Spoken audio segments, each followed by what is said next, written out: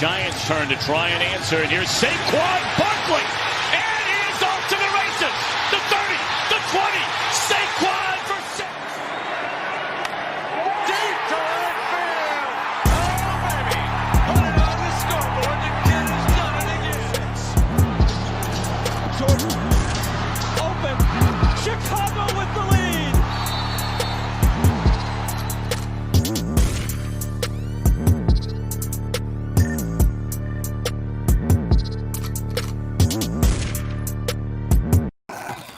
Ladies and gentlemen, good evening, pleasant everybody. Welcome to the Lewis Sports Network. Again, give me 1 second, guys. I will be talking to you guys in a minute, so just hold on. And again, salute to the chat. I'll be talking to you guys in the comments section, so just wait on a second, okay? But again, salute to everybody in the chat.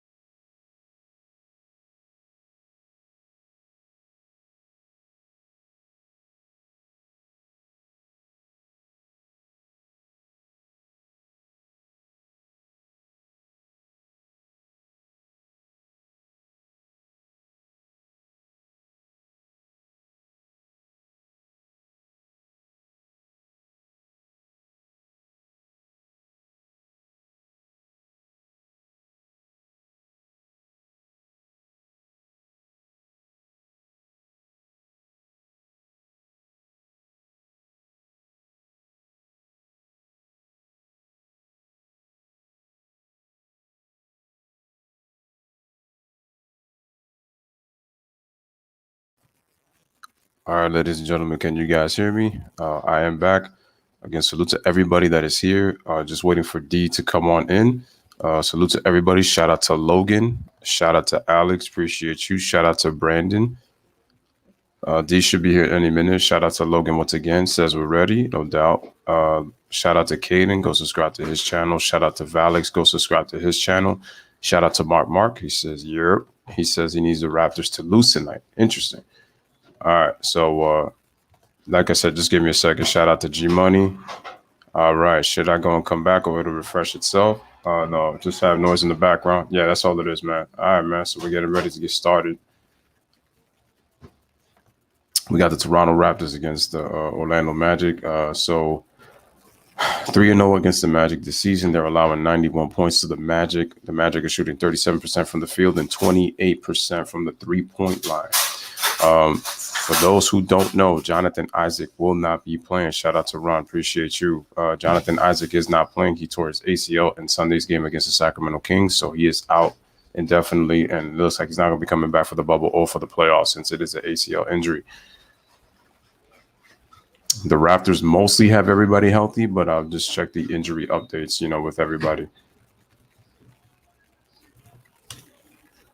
Again, smash the like button, hit the subscribe button for the Lewis Sports Network.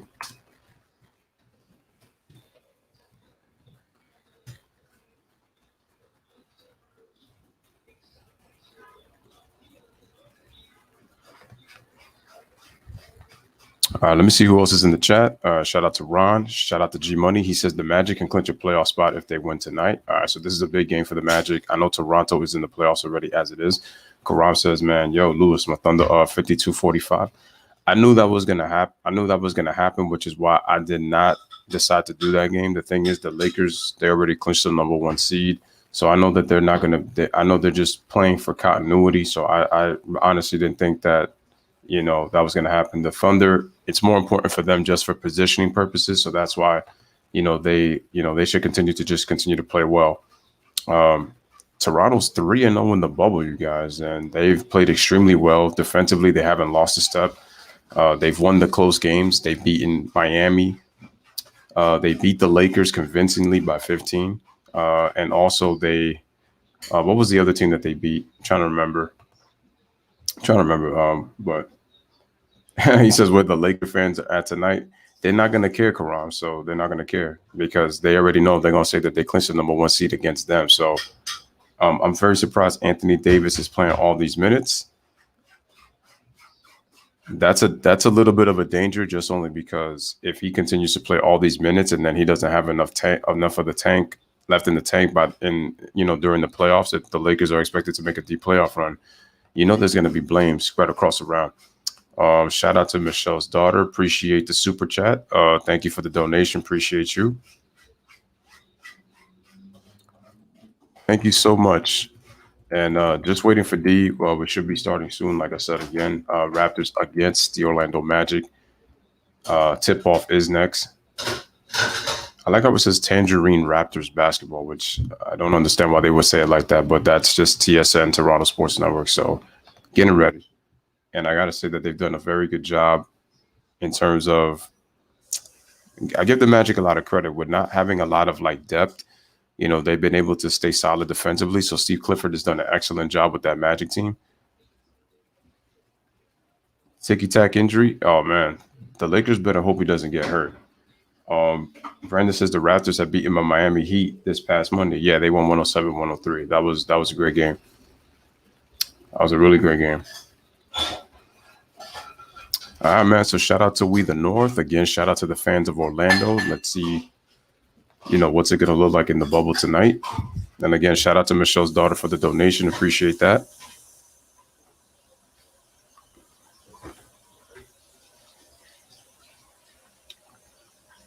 But again, how was everybody doing tonight? I hope everybody is doing well.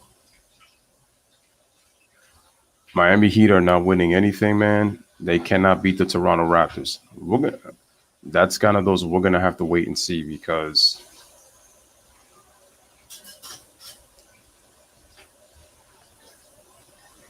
I think where the Raptors are going to struggle is not having a go-to guy down the stretch. And I'm looking to see if Pascal Siakam can be that player. So we don't know if that's going to be the case. So we're going to have to wait and find out.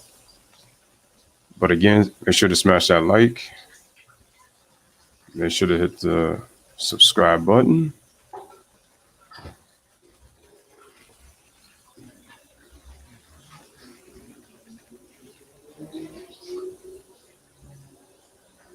So we should be getting ready to start in a bit.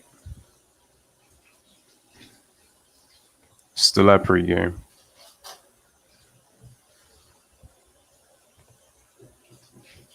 Make sure to hit the like button.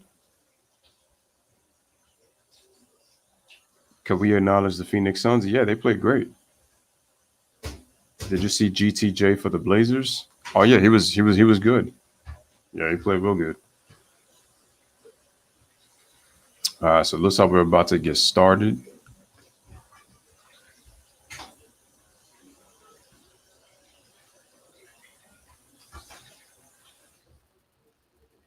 Well, they say it's an easier task, but we should never take NBA teams lightly. Okay, so here's the starting lineups. Kyle Lowry, Fred VanVleet, OG Anunoby, Pascal Siakam, and Marc Gasol for the Raptors. For the Magic, DJ Augustine, Evan Fournier, James Ennis III, Aaron Gordon, and Nikola Vucevic for the Orlando Magic.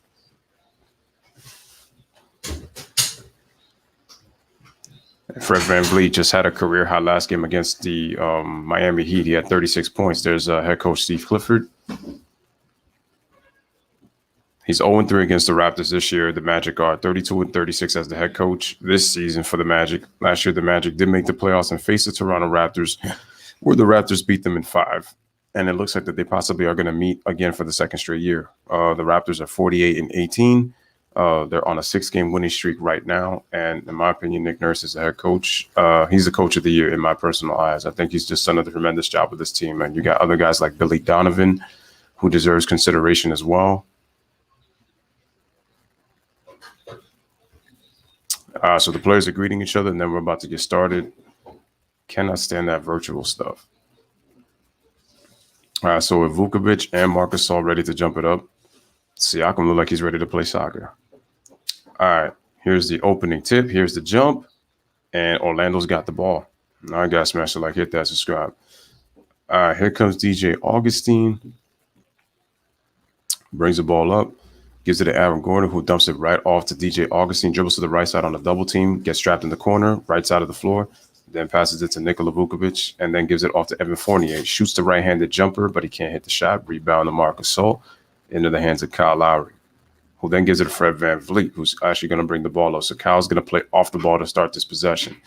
Dumps it to the left block in the hands of Gasol, who then gives it to Anunoby, then switches it off to Siakam. Dumps it to Marc Gasol, who's wide open, but he misses the bank shot off the glass.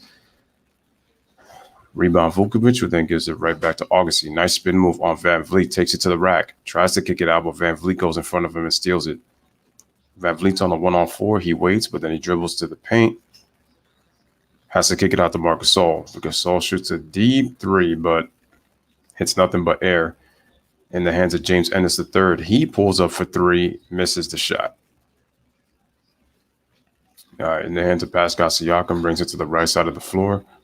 Being guarded by Fournier, gets a screen from Kyle Lowry, and the ball goes out of bounds, and the Raptors will retain possession. Early moments of the first quarter.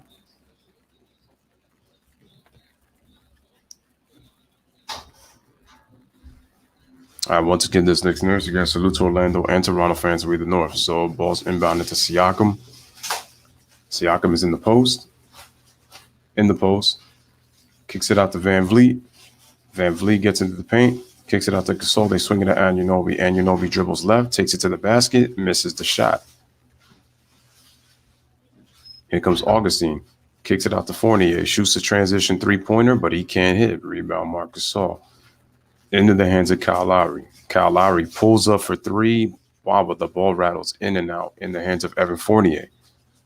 Fournier dribbles to Augustine. He has to stop. Has to bring it back out. Gets a screen from Vukovic. Vukovic starts to roll, but then goes back. Vukovic being guarded by Marc Gasol. Gives it over to Aaron Gordon. Shoots a three-pointer, but he can't hit. So very slow start for both teams. Outlet pass from Lowry to Siakam, who gives it to Marc Gasol.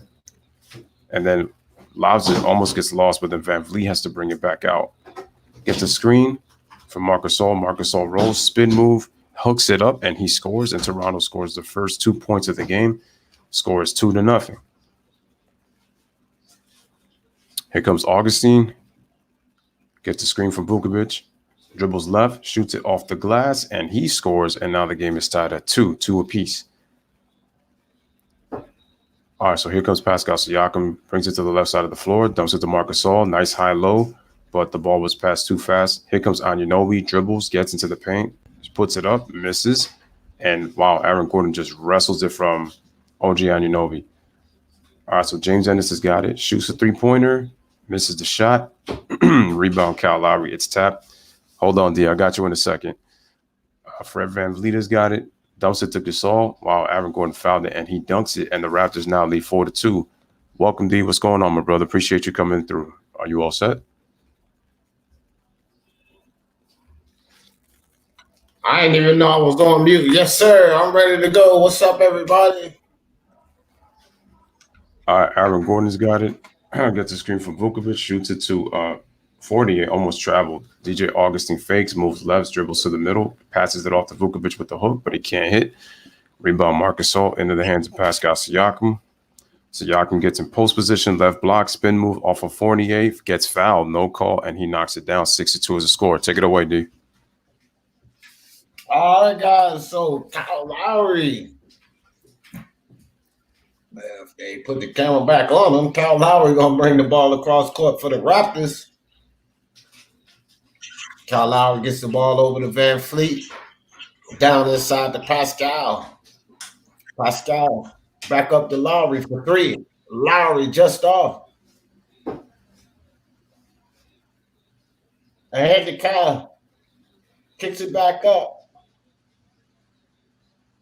And it's inside left hand. Can't score. Little contact downstairs, but they let him play ball out on Ennis. That was kind of strange. It's rarely you see two guys get tangled up like that and no whistle blown. So it looked like the Soul kind of Fred VanVleet. Fred VanVleet out on the wing. Looks like low energy in this game. I'm just stepping in, but I don't got guys that have any type of intensity at this point. Here comes Marc Gasol. Turn around. Jumper. Can't hit. Take it away, Lewis. All right, DJ Augustine has got it. Being guarded by Fred VanVleet, gets a Vukovic screen, brings it back, gets switched off by Marc Gasol. And James Ennis dumps it into Vukovic, kicks it out to Augustine. Augustine wide open for three, but it's short. Both teams are shooting a lot of shots, but I feel like there's really no flow, a lack of energy. All right, so VanVleet has got it. Gives it to Marc Gasol, gives it back to VanVleet, who gives it to Kyle Lowry, who's posting up DJ Augustine. All right, Kyle Lowry takes a fadeaway, tough shot, but it looked off from the minute it left his hand, no good. So here comes the Magic. All right, DJ Augustine crosses over, but he loses the handle. And are they calling a foul on Kyle Lowry? No, I think they said it was deflected off of him. All right, so we got a timeout.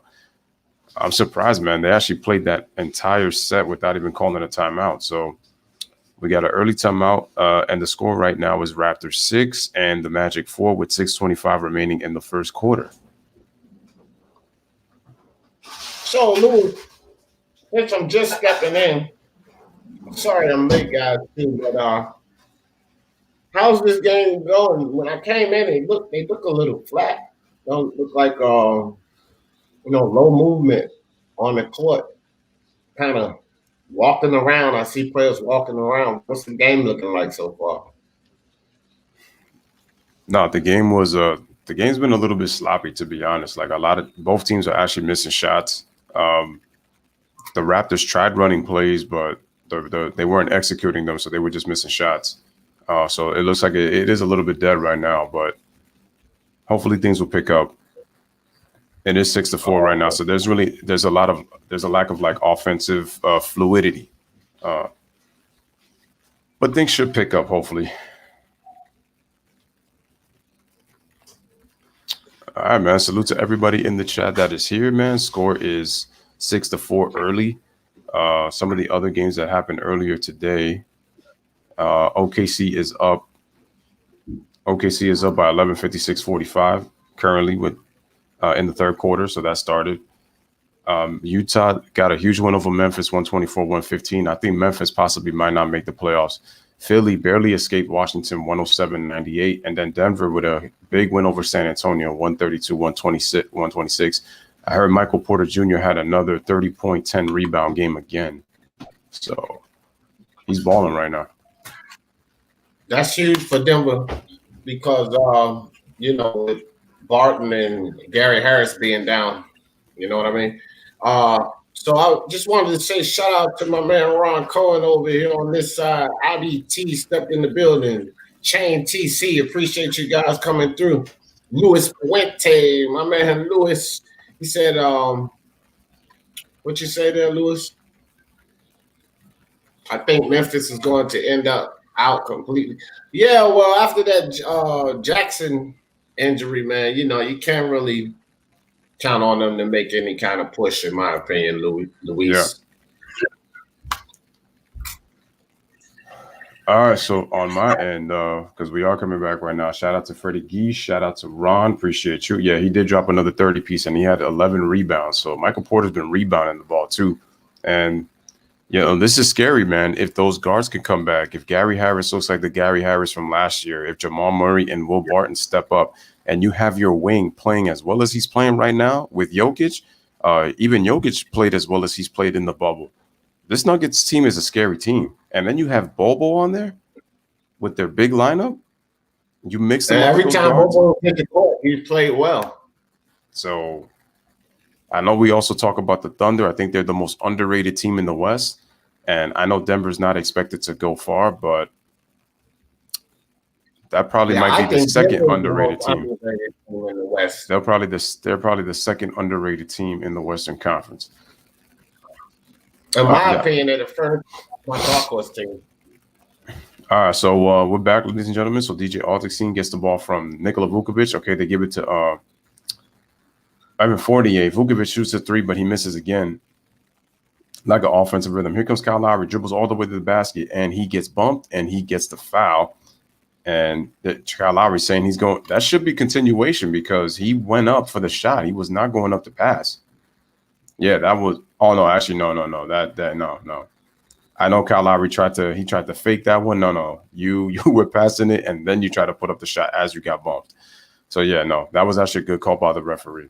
I almost would have went with Kyle Lowry, but sometimes you always gotta look at the replay to double check sometimes to make sure. Take it away, D.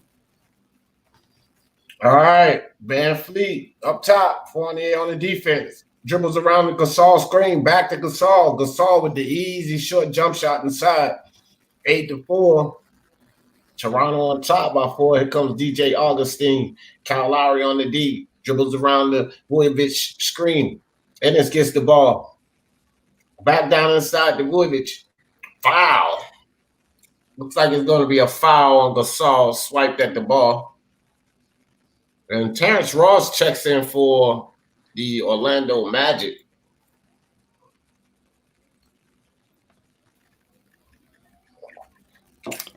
All right, so we got it. Go ahead. No problem.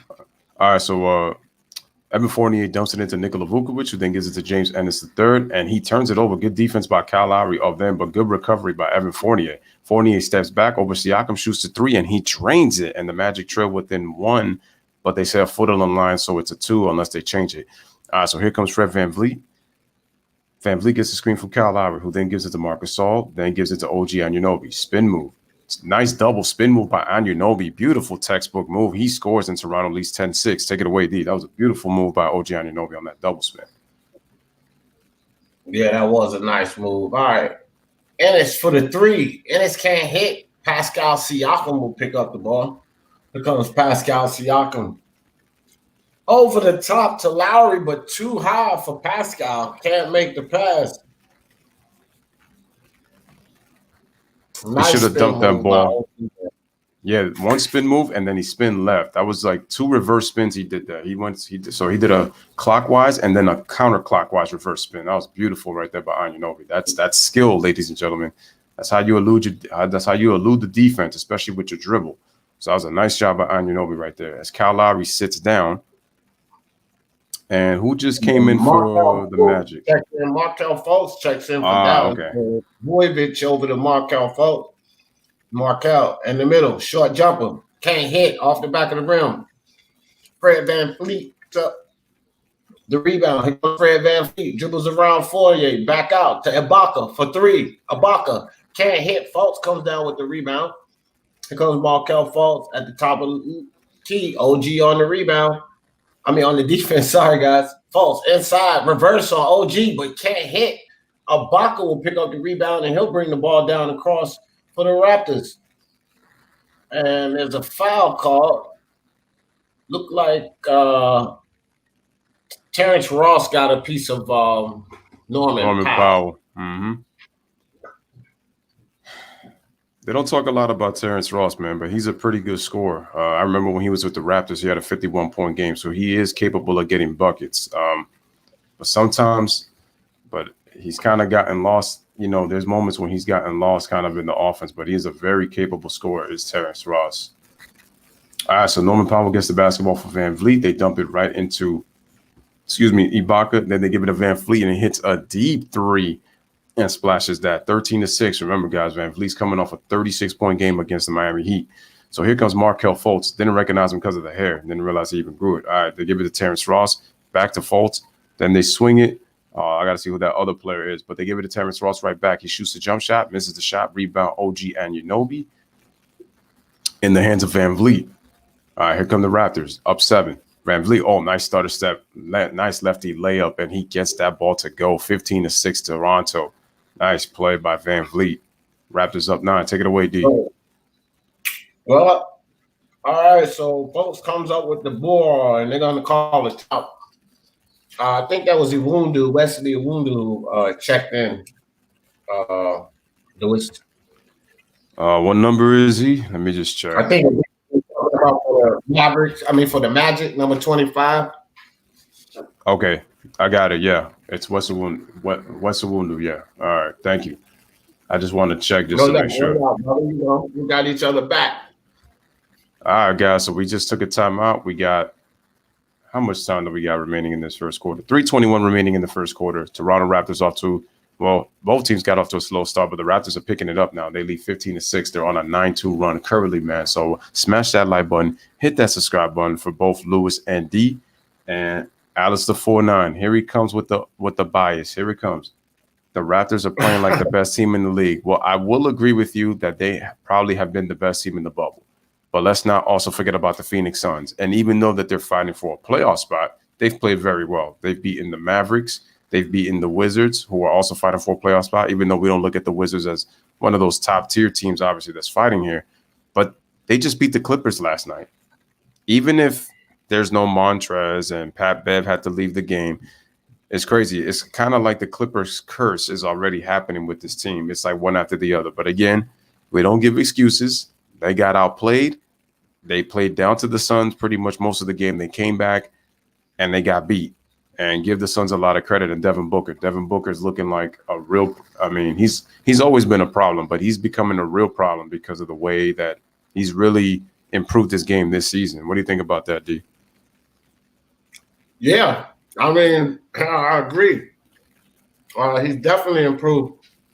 And, if it wasn't for Brandon Ingram over there on the New Orleans Pelicans, I really had it between he and Dinwiddie for most improved. But SSB steps in over here, and Alistair 49, appreciate y'all coming through. But I wanted to say about the Toronto Raptors, I'm going to defend my man Alistair. Overall, I think they are. From what I see, they do look like the best team in the league. They're playing like that. Just overall, from what I see. I can agree with them. Do I think that they're the best team in the league? No, I still don't think that. But I do think currently at this point, I would have to agree with them, man. They are. They're playing strong on the defensive end, offensive end. They're cleaning up their game. So, Toronto look good, man. They look really good. And Alistair should be happy and proud, but Alistair, they still not going to get the gold, fam. And shout out to Clay Pro. Appreciate you. He says that Contavious Caldwell-Pope actually got injured in the game against the Thunder. So I know what people want to say about Pope, but that's going to hurt their depth if he's injured because he's another wing player that they're going to need if they're going to have to guard some of these guards coming up in the playoffs, especially with the last remaining games, even though the Lakers have clinched that number one spot. So you lose depth with your guards. That means your front line has to do more guarding, which is not a good thing. All right, so the score is 15-6. Before I went to Terrence Ross, we got and Doof Walk. Top, sorry about that. No problem. Passes down inside, and it looks like is it a foul call or out of bounds? Looks like it's out of bounds, and that should have been a foul though. Because that should have been a foul because Kim Burch got hit, but they didn't call it. So here comes Fred VanVleet with the ball inside, and Norman Powell with the left hand scores and gets to the line 17-6. I picked Toronto in this game, easy money. Okay, and it looks like Toronto through for me. And I was just going to say, didn't mean to interrupt, but I was just going to say that was a beautiful play by Norman Powell because if you saw when VanVleet brought the ball and Ibaka set a screen and Norman Powell curled over to the right where he was able to get that pass, and then that caused the defense to trail, and then Norman Powell gets that three-point play, 18-6, take it away deep. No doubt. Very good move by Powell. All right, Ross with the ball in his hand. Gets it over to Birch. Birch to Gordon. Gordon. Back outside. Try to hit the three. No on the three. Ibaka comes down with the rebound. Here comes Pascal Siakam. He shoots his own three. Bottom of the net. Pascal Siakam is getting away from Orlando. 15-point lead. 2 minutes left in the first quarter. Markelle Fultz gets the ball to Ross. Down inside the Birch. Here comes Fultz. Fultz outside. Mwundu inside for the layup. Nice reverse and score. So that's 8-21. Pascal Siakam with the ball, passes across court to Fred VanVleet. Fred VanVleet dribbles around the box screen, drives down inside, decides to bring the ball out to the baseline. Kicks it to Powell. Powell inside, right-hand scoop. Can't score this time, but Serge Ibaka fighting for the rebound down there. Gets the foul. So, nice scrap for the rebound by Serge Ibaka to keep this play alive for the Toronto Raptors. Then, my man Alistair, that's what I'm saying, man. The Raptors are looking good right now, man. And it looks like Davis II has checked in for Fred VanVleet.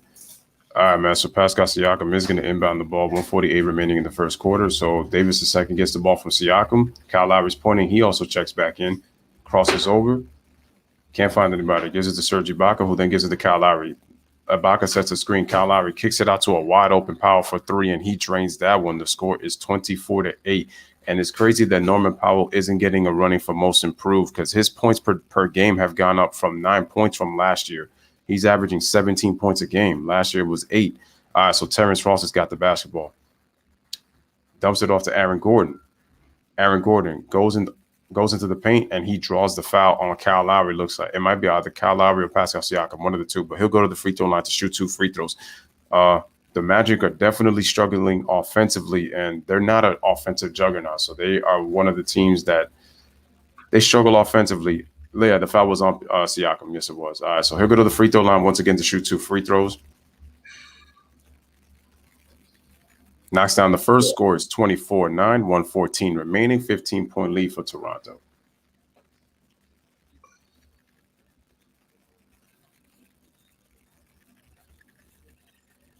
All right, here's the second free throw. It goes in and out. So score is 24-9. Take it away, D. All right, here goes Pascal. He's going to bring the ball up. Pascal, top of the key. Dribbles around the defense. Shoots a 3, steps back. Can't hit off the side of the rim, and it goes right out of bounds. Pascal trying to stretch that lead a little bit. I have no problem with that shot. They up with a comfortable 15-point lead. Here comes Markelle Fultz. Markelle Fultz dribbles around the screen. Markelle Fultz goes inside, passes it back outside to Iwundu. Short jumper. Can't hit. And out on Serge Ibaka. Iwundu needs to hit that. That's a short jumper. That's a basic jumper.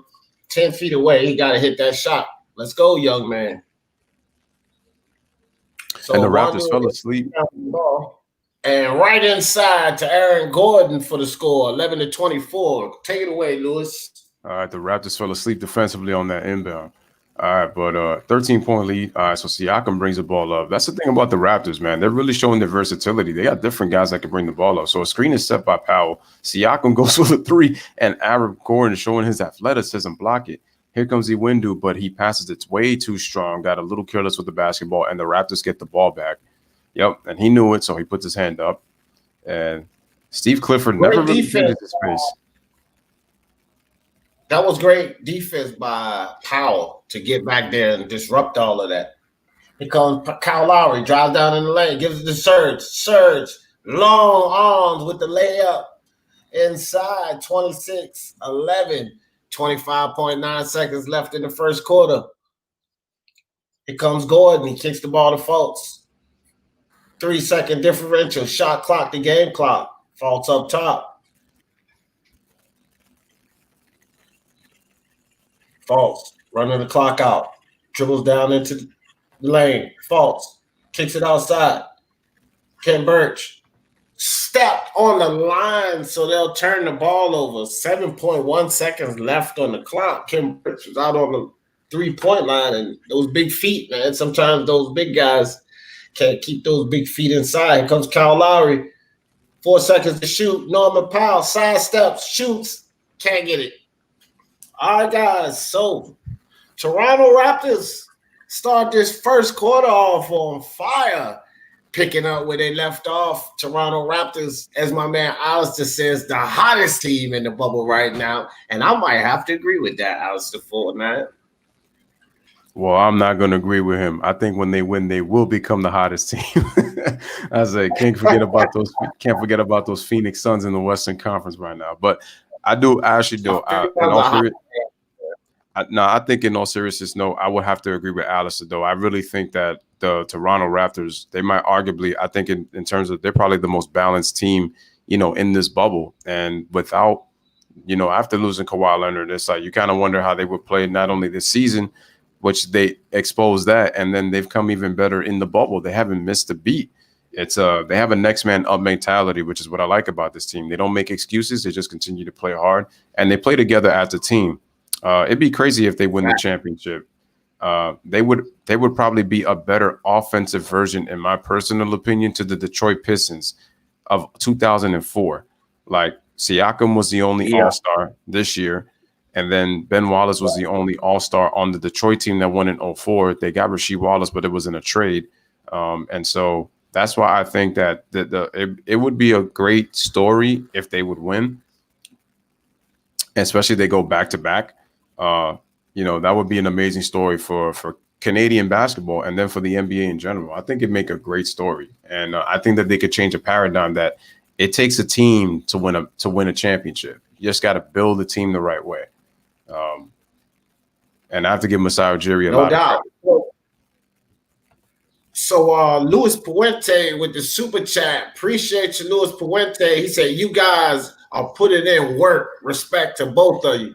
Well, we appreciate you, Luis Puente, and you guys make it all possible because we'd be talking to ourselves if you guys wasn't sitting here with us. So we really appreciate you guys taking the time out to enjoy the game with us. But shout out to you, Luis Puente. Luis and I thank you for that super chat, fam. No doubt, man, and salute to Clay Pro also in the chat. Appreciate you coming through. I know he said that Kentavious Caldwell-Pope has a rib injury, so that's the update for the Laker fans. Ron says Toronto can play 5 out easily on both sides of the fall. Facts, and they're executing the plays beautifully. That's the beauty about Toronto. They just continue to execute their offense in their system. They don't try to get away from it unless the defense is really good, that is forcing the Raptors to kind of into like broken play situations. But they continue to execute and just they stay stout defensively.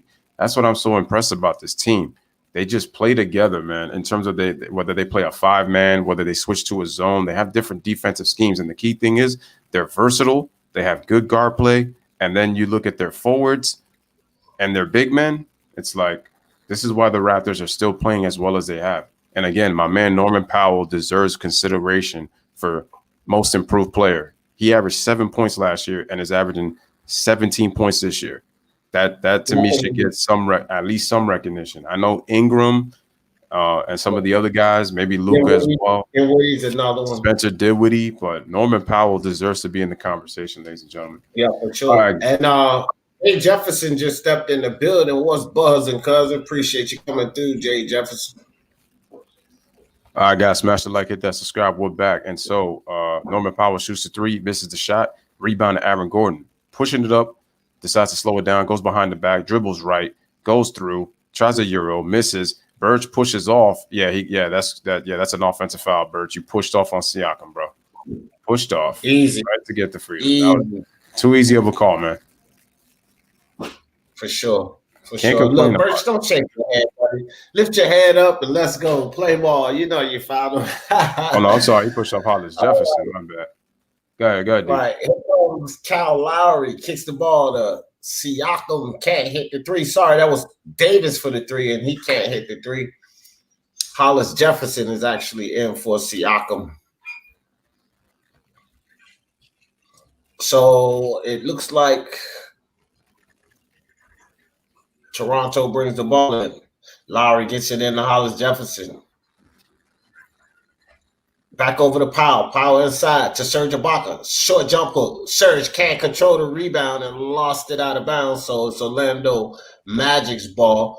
Just starting the second quarter, guys. 11 minutes, 22 seconds in. 26-11. 15-point lead by the Toronto Raptors. Here comes Markelle Fultz for the Orlando Magic.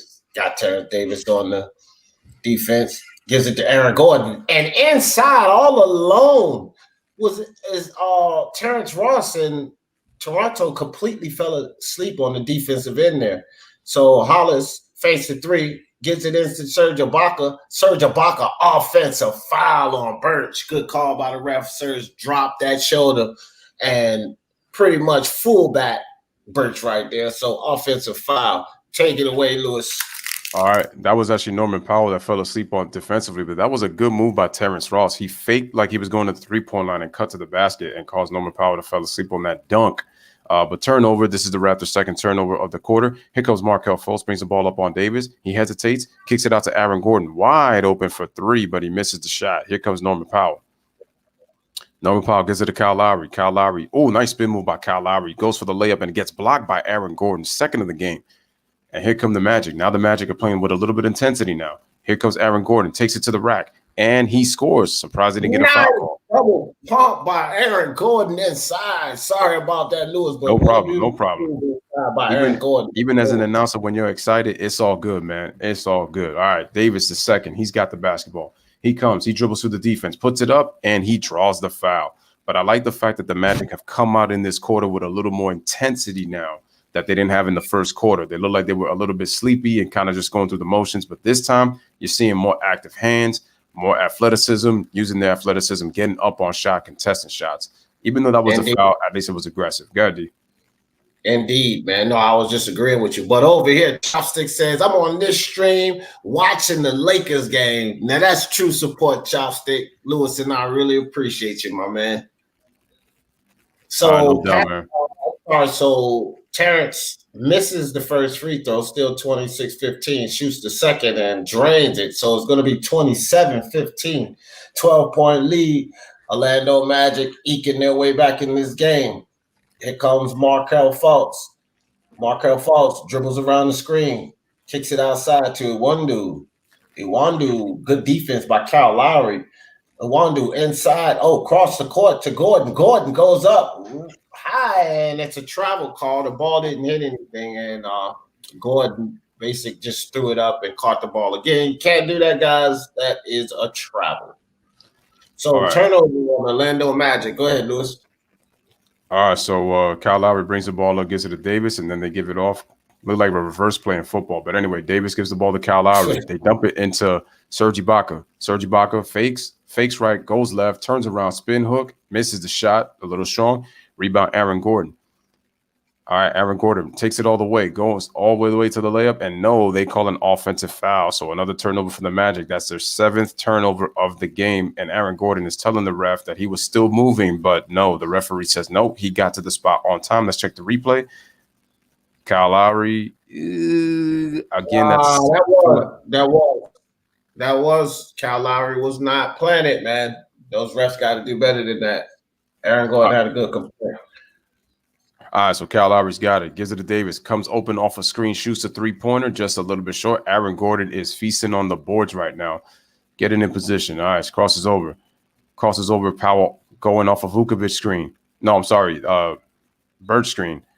He's guarded by Powell. Nice pass in the corner to Iwundu for three, and he drains it. So the score is now 27-18, 9-point game for the Toronto Raptors. Take it away, D.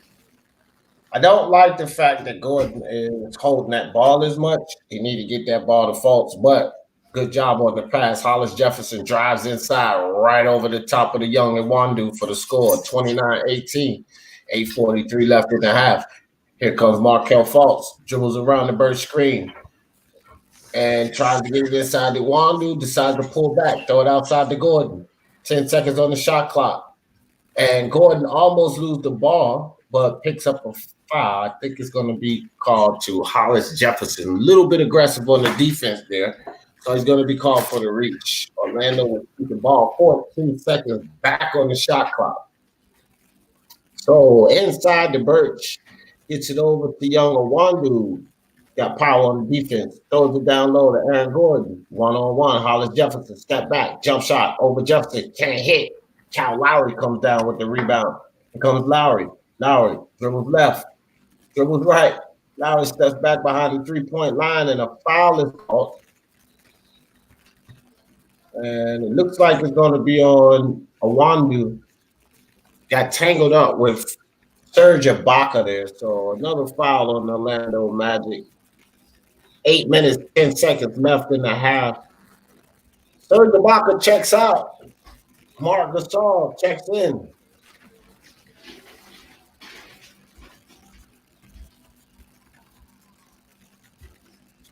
All right, guys. So Pascal, I'm sorry, Jefferson with the ball.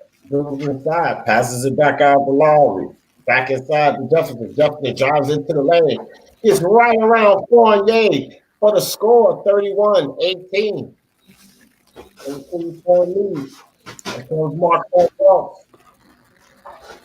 Fournier with the ball in the corner. Fournier drives down inside, right around Cal Lowry for the score.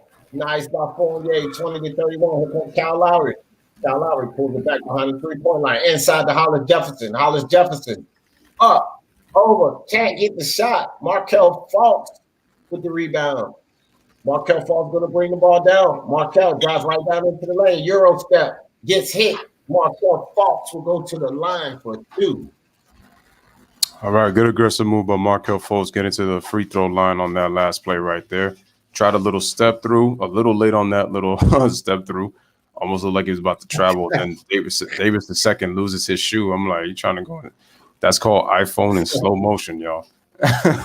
So Markel. He said, take that hat off, D. Jefferson. I hate Ohio State. Man, I'm in Columbus, Ohio. Yes. And you cannot say that, Jefferson. Now, Ohio State's all right with me, man. I show support to all teams. I got many hats, except the Dallas Cowboy hat. I hate the Cowboys. All right, guys. So he drained 2 free throws, 22-31. Back down to 9-point game. Here comes Hollis Jefferson. Take it away, Lewis. All right, Hollis Jefferson has got it. Gives it to OG Anunoby. OG Anunoby dribbles, goes all the way to the basket, and just lays it up and in. Good aggressive move by Anunoby. Poor Magic defense. Scores 33-22. Here comes Markel Fultz, comes back. Terrence Ross comes off a Vukovic screen, gets fouled at the 3-point line. Oh, no, they didn't call a foul. The ball just went out of bounds when he shot the air ball. It looked like it was contact. And he said he lost his mouthpiece, but the referee said no when they turned it over. So it'll be Toronto Raptors basketball. And Terrence Ross turning the ball over, trying to get in. And is Ross going to get a technical? I wonder if Ross got a technical because he threw his mouthpiece. So now it looks like we got an official timeout. Yeah, that's going to be official. It looks like he might have gotten a technical because he threw his mouthpiece. Unless if they didn't call it. So 6:55. Go ahead, Lewis. You got it. 6:55 remaining in the second quarter. We're at a timeout. 33-22 is the score. You're watching basketball live with Lewis and D right here. Raptors versus Orlando Magic. Hit that like button. Hit that subscribe button. Share on your social media outlets for both channels. Okay, cool. So Brandon Nicholson say, D. Jefferson, you live in Columbus? We're neighbors. I live in Cleveland. Sweet, cool. That's what's up. Jay Jefferson said, I'm from Michigan. So you already know how Michigan feel about Ohio State. Yeah, they are rivals. It's just like I like the Redskins. I like the Giants too, but I like the Redskins.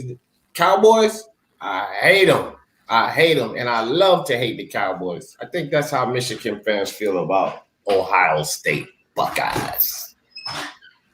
All right, so in the chat, shout out to Johnson Daily Sports. Appreciate you. He says, yo, again, man, go subscribe to his channel, man. Show him some love.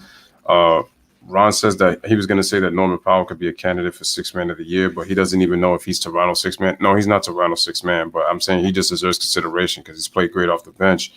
Ryan also said, Ryan says, great commentary between Lewis and D. Appreciate you, Ryan. Logan says, Lewis, what do you think about TJ Warren's performance in the bubble? Listen, I knew TJ Warren was a good player, but the fact that he's averaging way over 30 points in this bubble. He's already had 53, 36, and then 32 in the bubble. So he's been balling these 3 games. And so he's looked great. He's looked very impressive. And I think the Pacers are 2-1 in the bubble, I think, or they're 3-0. I think that's another team that's 3-0. We haven't talked about the Pacers neither. They've played great. Yeah, and the Pacers were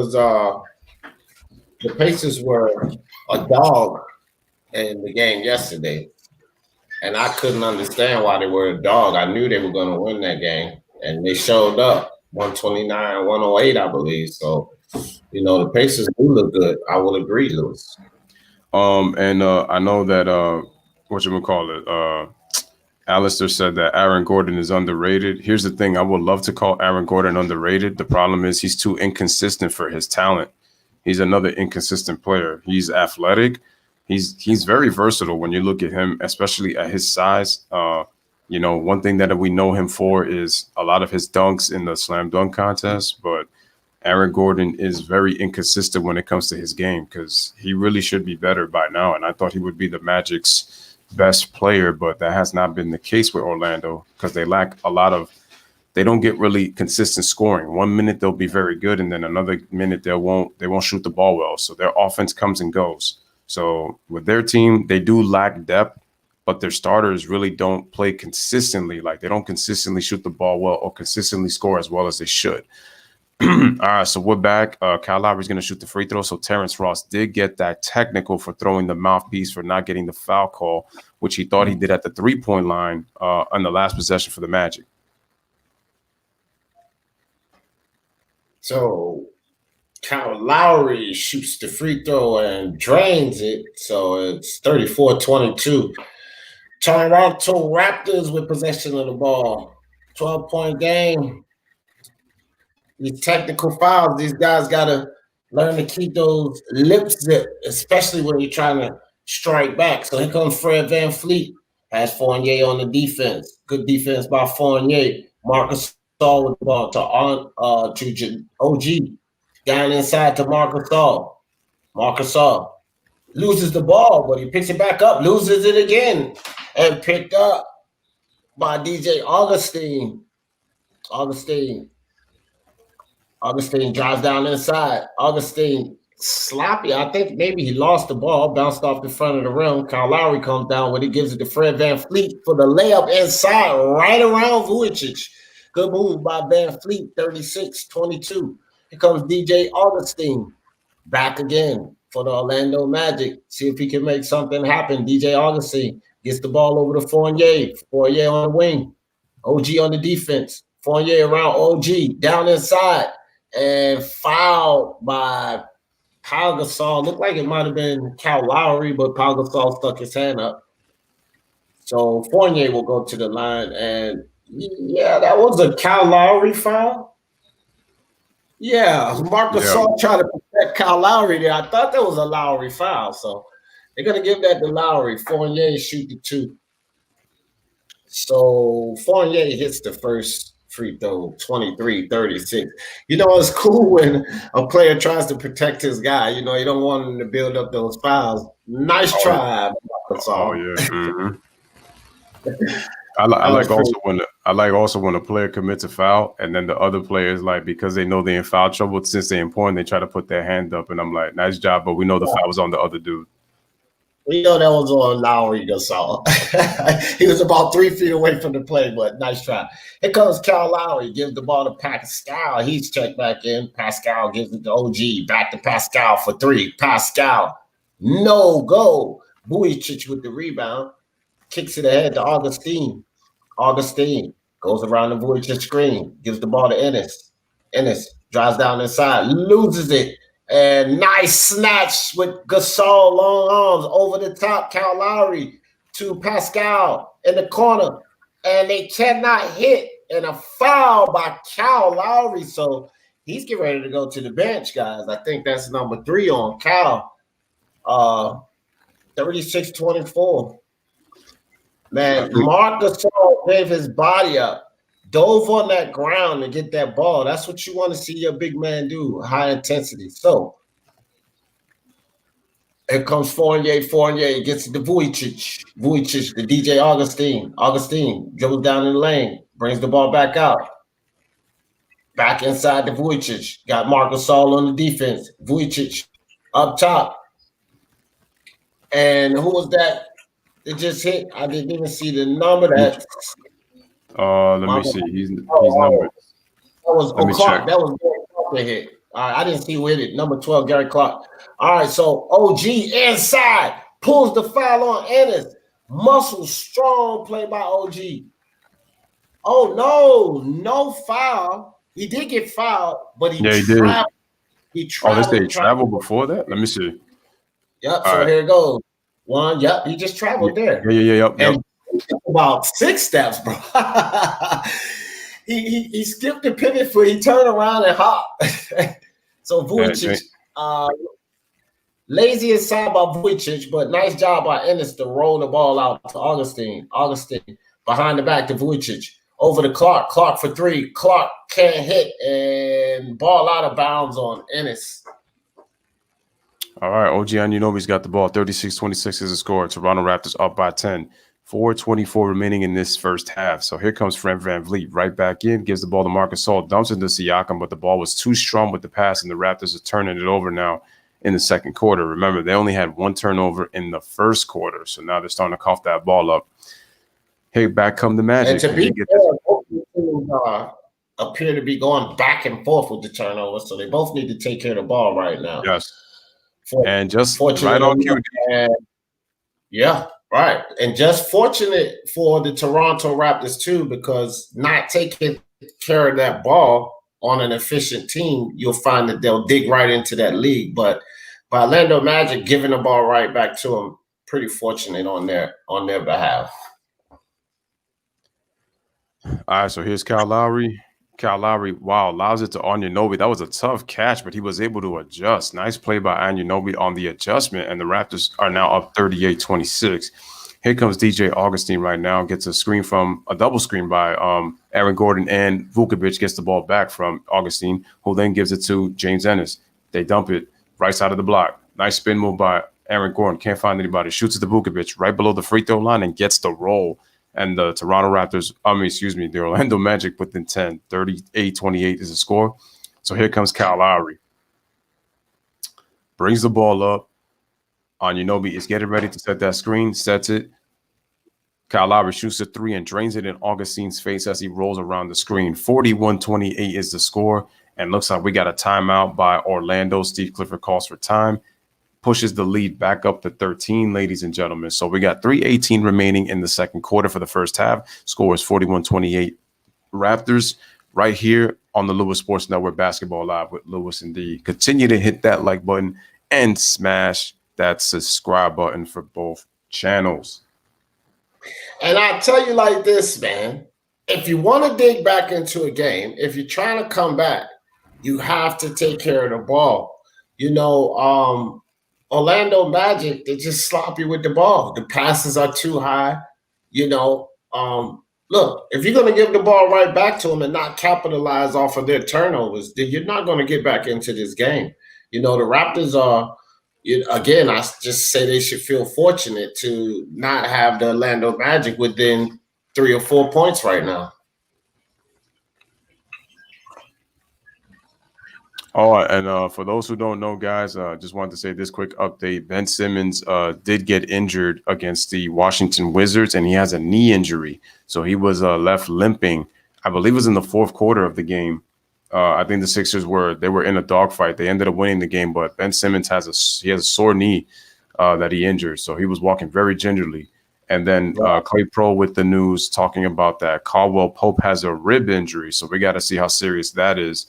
Rajon Rondo probably won't be back to the playoffs, and we already know that Avery Bradley's missing. So that's why you kind of have to ask yourself a little bit, like, for those who are just guaranteeing that the Lakers are going to win, look what they're dealing with right now. Now, Caldwell Pope, KCP now gets a rib injury, and it's tough to breathe when you're on the court when you're playing with a rib injury. Right, and Owen Parkin came over. Appreciate you coming through, Owen Parker. And he said, let's go, Raptors. Thank you for doing this game when most other people are covering Lakers versus OKC. Well, Owen Parker, hit that subscribe, hit that like for me. And my partner in crime over here, this is Basketball Live with Lewis and D. You can see him on the screen. Run over there and hit that like and hit that subscribe because we keep you covered and we do a diversity of games. You should be able to catch someone you like on one of our channels. Always Basketball Live with Lewis and D. We appreciate you. Oh, and John Doe, 230 stepped in the building. Raptors fan here. Appreciate you, John Doe. We covering it for you, buddy. And BN in the building. What's up, BN? Yes, bro. Appreciate you, man. Appreciate all you guys joining us with Basketball Live, Lewis and D. Let's go. All right, so Ron Cowan says that he likes Aaron Gordon, but he should be further along as a player. I agree with that. Brandon says he still can't get over Aaron getting dunked. Yep, because Dwayne gave him a 9. And like I said, Dwayne was biased. I don't care what he says. For a while, they were playing I turn it over, you turn it over. Oh, yeah, that's what they were playing. They were playing hot potato, where the Raptors and the Magic with the basketball. As D mentioned, he was right on cue when they turned it over. But it is 41-28, 3:18 remaining in the first half. The Magic will receive the basketball as soon as they inbound it. We will say the magic words. Take it away, D. Haha, Magic. See what I did there? Go ahead, D. Magic. DJ Augustine coming down with the ball. Fred VanVleet on the defense. Dribbles around the Gordon screen. Gets it to Vujicic. Vujicic. Marc Gasol, good defense. Here comes DJ Augustine. Dribbles right around Marc Gasol. Puts the ball up. Can't hit. Vujicic can't put back. Here comes Pascal Siakam with the rebound. Kicks the ball over to Fred VanVleet. Fred VanVleet to Ginobili inside alone for the dunk. Nice move. Nice pass by Fred VanVleet to catch Ginobili. 43-28. 2 minutes, 41 seconds left in the half. Vujicic with the ball. Gets it over to Fournier. Fournier hit, but no call. Fred VanVleet picks up the rebound. Kicks it to Pascal. Pascal thinks about the 3. Goes down inside and fouled by Evan Fournier just before he released the ball. Nice pass right there by Fred VanVleet to catch OG. But what was so beautiful about that play, D, was that he crossed to the middle, and then Anunoby cut behind both Aaron Gordon and Terrence Ross to where he could make that pass. And that's what I'm telling you, what's so beautiful about their offense. And that takes you a long way because everybody's sharing the ball, and it's harder to defend you when you're executing that well offensively. All right, so Pascal Siakam gets the ball, takes it to the paint. Nice floater going to his left with his right hand, scores, and Toronto have built that lead back up to 17. Take it away, D. All right, DJ Augustine with the ball. Got Lowry on the defense, kicks it to Vujicic.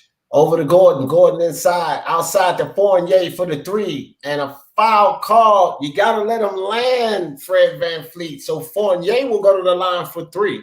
45-28. Fournier, see if he can bring this down to 10. Yeah, oh, wow. Fred VanVleet was all into him, man. Wow. When he threw his leg up, he better be glad he didn't get a technical foul called on that ball. Yeah. It looked like he tried to avoid it, but was able to still get a piece of Fournier as he was trying to go off. And it was like, you got caught. You might as well, you're in the air like that, so it's hard. Fournier makes the free throw, scores 45-29. Moved over a little for that contact, which he should have done that because Fred VanVleet flying. All right, so he knocks down the second free throw. 45-30 is the score, and he misses the third, and it's still 45-30. All right, we got a 15-point game. Lawrence Chenkson's Anunoby. That's right. That's how we pronounce it. OG is acting like an OG, Ron. That's facts. Again, hit that like, hit that subscribe. So VanVleet passes it to Siakam, who passes it to Kyle Lowry, corner 3-point, and he knocks it down on the left side. Kyle Lowry, 2 threes, 48-30. Toronto is up by 18 again. Hopefully we get some more people to come in, man. Here comes a double screen is set by for DJ Augustine, kicks it out to Aaron Gordon. Aaron Gordon dribbles, kicks it out to Terrence Ross, shoots a 3-pointer, but the ball spins in and out. Rebound, Anunoby kicks it out to VanVleet, who dribbles it. Marc Gasol shoots a 3-pointer. Wow. And with the rainbow swishes it. And the Raptors are blowing it open. 51-30. 21-point lead for the Toronto Raptors. Excuse me. All right. So DJ Augustine has got it. Gives it to Evan Fournier. Evan Fournier looking. Aaron Gordon trying to get post position. And Anunoby a little too aggressive, trying to push him out his spot. Gets called for the foul. Anunoby.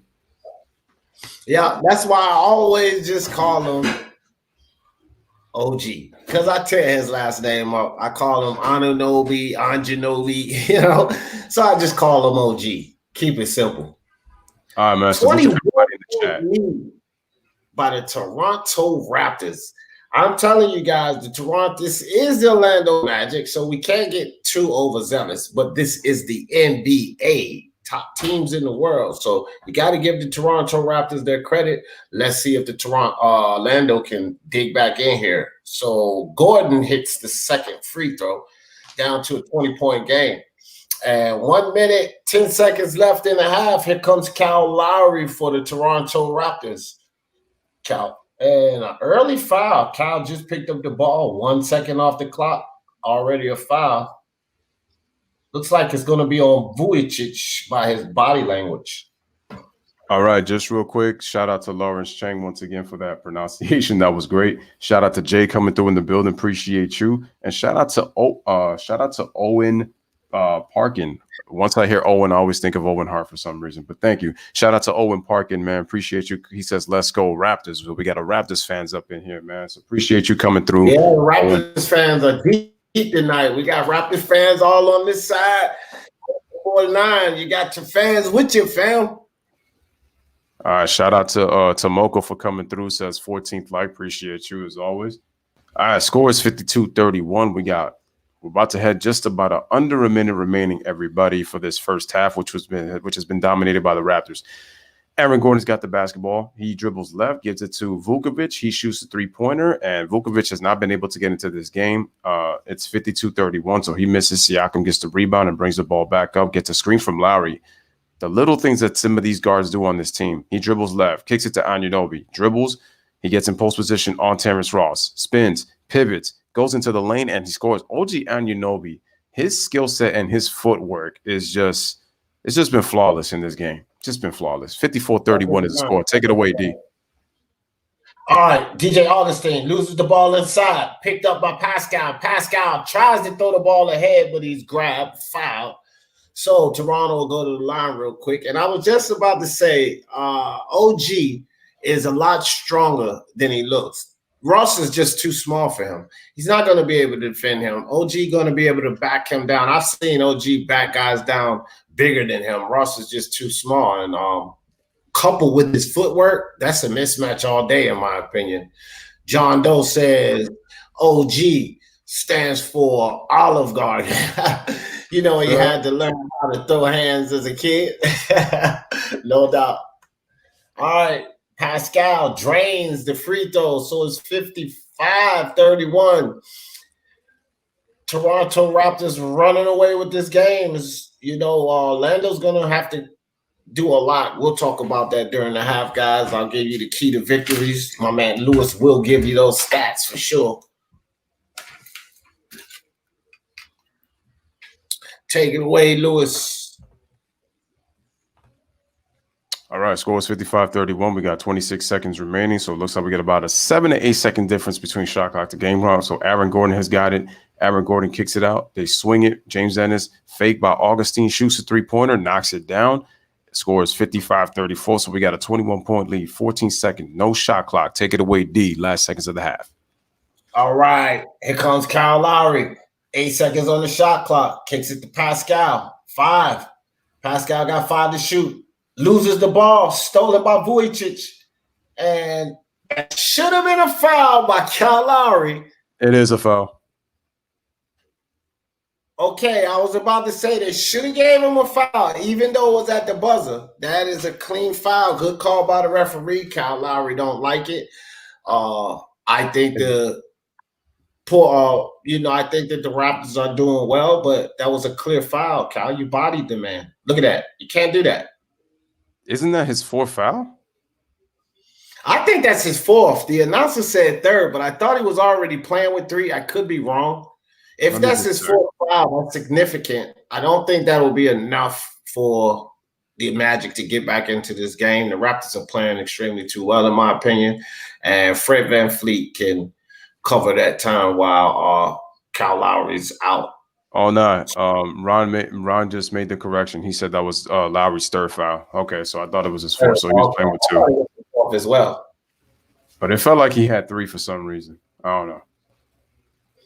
Yeah, that's clear as day. That's a foul.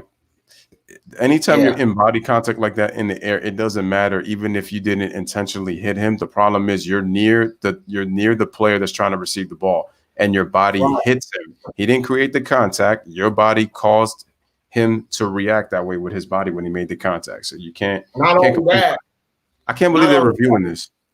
Yeah, but not only that, when you watch DJ Augustine and you watch the pass, DJ Augustine jumped straight up. Kyle Lowry came across the court and jumped into DJ Augustine. So that's an easy foul because you caused the contact. That really should be no review because Lowry is trying to make it seem like if he went straight up, and it was like you went straight up, but your body was moving towards Augustine when he got the ball. So that's why Augustine was got hit and made that reaction. Because trust me, a straight on hit is gonna do that. Trust me, you're not gonna Yeah. stand unless you're like that strong and you can't be moved like that. Your body's gonna contort when you get hit like that, especially when it's a midair collision. Your body's Yeah. exposed in the air, and so it's like it's pretty much you can't do anything once you're in the air. So I don't know why this shouldn't have even been a review. It's an obvious foul. All right, Nick Diaz, step in the building over here. Appreciate you, Nick. The score is 55-34. Toronto smashing Orlando Magic right now by 21 points. And DJ Augustine's at the line, Nick, to shoot another free throw, and he drains it. So it's a 20-point game going into the half, Nick Diaz. Thank you for coming through, fam. Freddie G stepped over here in the building. Freddie, my man, thank you for coming through. All right, guys, we're at the halftime. The Toronto Raptors, hot in this bubble. They go into the halftime with a 20-point lead over the Orlando Magic. And we're live up in here, Basketball Live with Lewis and D. Now, my man Lewis is going to go get you guys some of these halftime stats ready. And while he's doing that, I'm going to go over some keys of victory here, guys, or, what I would call, my idea of keys to victory for these two teams. So first, let's start with the Orlando Magic, since they're way behind. They got to start draining some of these free throws, guys. First and foremost, we got to start there. Now, neither of these teams are really shooting well from the free throw line, which I'm pretty sure Lewis is going to wrap up for us. But Orlando Magic's losing. And when you're losing by 20 points, I believe that other team that's up by 20 points can afford to not be shooting well from the free throw line. So Orlando's going to have to try to hit those free throws. Also, with your guys, Vujicic has got to find a way to get involved in this game. And they need to drive that lane, work down in that post more for Aaron Gordon, because they're not shooting from the three-point line as well. So abandon the three-pointer and try to pass the ball around more. Work that ball down in the hole to Vujicic and Gordon. Also, guys, they have to stop turning the ball over. So these are critical offenses that they're committing. And this is why they find themselves down by 20 points, because when you have a team that's playing defense well, that's hot offensively, then you're going to find yourself in a hole like this when you're turning the ball over, when you're not hitting your free throws and you're just jacking up three-pointers, but they're not going in. This is why the Orlando Magic finds themselves behind. As far as keys to victory for the Toronto Raptors, what can you say? Cut back a little bit on those turnovers and keep doing what you're doing, guys, because Toronto Raptors look fantastic. And if they keep playing the way they're playing, they're going to play right into a victory. The onus right now is on the Orlando Magic. They have a lot to clean up in this game. They have to find a way to get effective and into some type of offensive rhythm. They may want to think about staying off that three-point line until they can see some of these basketballs going through that hole, and then try to get themselves into a three-point rhythm. And for the love of God, stop turning the ball over. If you don't turn the ball over, Orlando, this game is over with. So that's my keys to victory for the halftime, guys, for both teams. My man Lewis Sports Network is going to bring you the halftime stat. You ready, Lewis? I am definitely ready. So here are the first half stats for this game. So D was mentioning the keys to victory. I'm actually going to add a little bit more while I give you guys kind of like the analysis. Okay, so Raptors are shooting 50%. So field goal percentage, the Magic are not getting good shots. They've only shot 12 of 40. The three-point line, 2 of 16 for Orlando. Yikes. 6 of 18 for the Raptors. They're not better, but they've made 4 more threes. The free throw line, as D mentioned, both teams were shooting terrible. Well, he's absolutely right. Raptors are only shooting 62.5%, and the Magic a little bit better, but they're at 69%. So they've gone to the line 5 more times, but both teams are missing a little bit of free throws. Now, so far, rebounds are even, but the Raptors have no offensive rebounds at all. So what's kept them even is that they've been able to collect more defensive rebounds. So the offensive rebounds and defensive offset each other. So there's that. The Raptors have passed the ball much, much, much better than Orlando. And remember, guys, how we mentioned how Aaron Gordon, at least D had mentioned that Aaron Gordon was carrying the ball a little too much and trying to be a little bit too ball dominant. Well, check this out. Raptors have 14 assists as a team. The Orlando Magic only have 7. So twice as many assists. So the Raptors are really sharing the ball, which also tells you that they're also moving without the basketball as well. Then you have the steals are about even 3-2, so one more. The blocks 3-2 in favor of Orlando. And then the turnovers, as D mentioned. Orlando has 9 first-half turnovers. Toronto has 6. Not great, but not bad neither. So they look like they're at about a 13, 14 turnover pace, while the Magic, you're looking at 17, 20. So keys for the game, the Magic have to take care of the ball. They have to get better play from Vucevic and Aaron Gordon because they both have been terrible. Evan Fournier, we already know that he is inconsistent, but he's going to have to give them a little bit of something. They have to start to share the ball because 7 assists is not going to get it done against the Raptors. You have to share the ball. You start to go one-on-one, they're already one of the best defensive teams in the league, but you don't help them when you start to get stagnant on offense, so that doesn't help. And keep the turnovers down. If you could keep the turnovers down and don't give the Raptors any extra possessions, you have a chance to win. But you have to get better shots offensively in the second half, man. And that's how Orlando's going to get back in this game. If you're Toronto, continue to share the basketball. Continue to make the Orlando Magic go one-on-one. And just continue to do what you do. Just don't try to get sloppy and then try to get complacent, because then that can easily get them back in the game, even if they're not a great offense. Like D says, this is the NBA and anything can happen. So those are my keys for start of the second half. I appreciate you, my brother, and that's my partner in crime, dropping dimes on those halftime stats. So Carlos Mendoza in the building. What's good with you, Carlos? Appreciate you. My man Chopstick says Carmelo Anthony is back, D. That is something that now I may have, I gave up on Portland because they dropped those 2 games, right? Immediately dropped those 2 games. And I didn't really like what I was seeing from those guys. But I did say that Carmelo Anthony performing well is going to be a key, being that third option he's supposed to be. It's still not too late, but guys, they got to get within 4 games for that play-in tournament, or it's a wrap. That's the whole thing. So they can be playing well. And if they can get into the playoffs, the Portland Trailblazers, and they can build some type of chemistry, that's a very dangerous team. I had them as a dark horse team along with the Denver Nuggets, but the reason I'm not so sure about the Portland Trailblazers is because we have to see if they're going to get in the playoffs. The Denver Nuggets are solidified. They're in the playoffs. And this is why, they're my dark horse team. Miami Heat, my dark horse team for the East Coast. I think these teams, what would it be, guys, if we saw a Miami Heat versus Denver Nugget championship? Surprise, surprise. It could happen. Okay, real quick, D. Jay Jefferson had 2 things to say, and it was a little bit off topic, but he wanted to say, and I'm on your side of the channel, tablet. But anyway, he says that he liked the Joe Mixon piece that I put in the community post earlier. He said, Big Lou, he thinks that he is an underrated top 10 running back, which is what I said. He's a good player with the potential to be great if he stays healthy and if they build around him. And I said that that's true. It's amazing that Joe Mixon is not getting the credit that he deserves, and it's because I know he plays for the Bengals. He also said, though, he says, D. Jefferson, this is an off-topic question. He says, but do you think that Randall Cunningham is a Hall of Famer? What do you think? I think that he should be a shoo-in for the Hall of Fame because Randall Cunningham revolutionized, in my opinion, that quarterback position. See, before you had the Michael Vicks, before you had the Lamar Jacksons, before you had these guys, you had Randall Cunningham.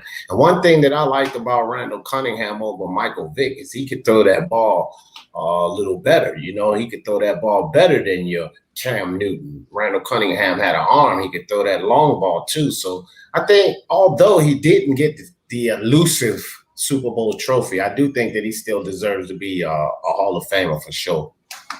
I gotta say, man, I did see a little bit of Randall Cunningham. I didn't get to see him play like when I was young because I didn't follow football like until kind of like into the mid to late 90s and then going into the 2000s. But I know that Randall Cunningham, he was a superstar in Philadelphia when he got to be the quarterback. And he was doing it at a time where it's like people were not looking at black quarterbacks to be able to lead franchises, in the NFL. So he like D said, he really revolutionized. He was Michael Vick, I would say slightly more athletic with a better arm. The only thing that people kind of got on Cunningham was the fact of his inability to kind of play within the system offense, but that he loved to throw the ball down the field. That was his favorite because he has such a strong arm. I always felt that if he was able to mix it up, I thought Randall Cunningham could have definitely been. I still think he deserves to be in the Hall of Fame. I don't think he gets enough credit, for what he did for football and for black quarterbacks too. I look at guys like him and Warren Moon, like what they did for the black quarterback. I know that Doug Williams, he didn't play long enough, but I did know he won the Super Bowl for your Washington Football. I'm not even gonna say that other name now. Can't say it, but when Doug Williams was quarterback for Joe Gibbs, he won one when he started. Even though his career wasn't as long, but I look at guys like Warren Moon as being a great pocket passing quarterback as an African American, and then you look at Randall Cunningham being able to throw the ball down the field, but showing the athleticism, to be able to play the quarterback position. And it's great to see. Oh, I was just gonna say one slight thing about Randall Cunningham. If you guys notice, these running quarterbacks, the coaching today actually adapts to this running quarterback. They were more of a traditional quarterback system. So Randall Cunningham was out of the box back then. And coaches defensively or offensively didn't know how to set up plays and adjust to a Randall Cunningham. Had he played in the league today, I would imagine he would do a lot better. I believe, if I'm not mistaken, I could be wrong about this, but I think Randall Cunningham, I think he was either close or he did had a 4,000-yard season. I could be wrong about that, but I think he did one time.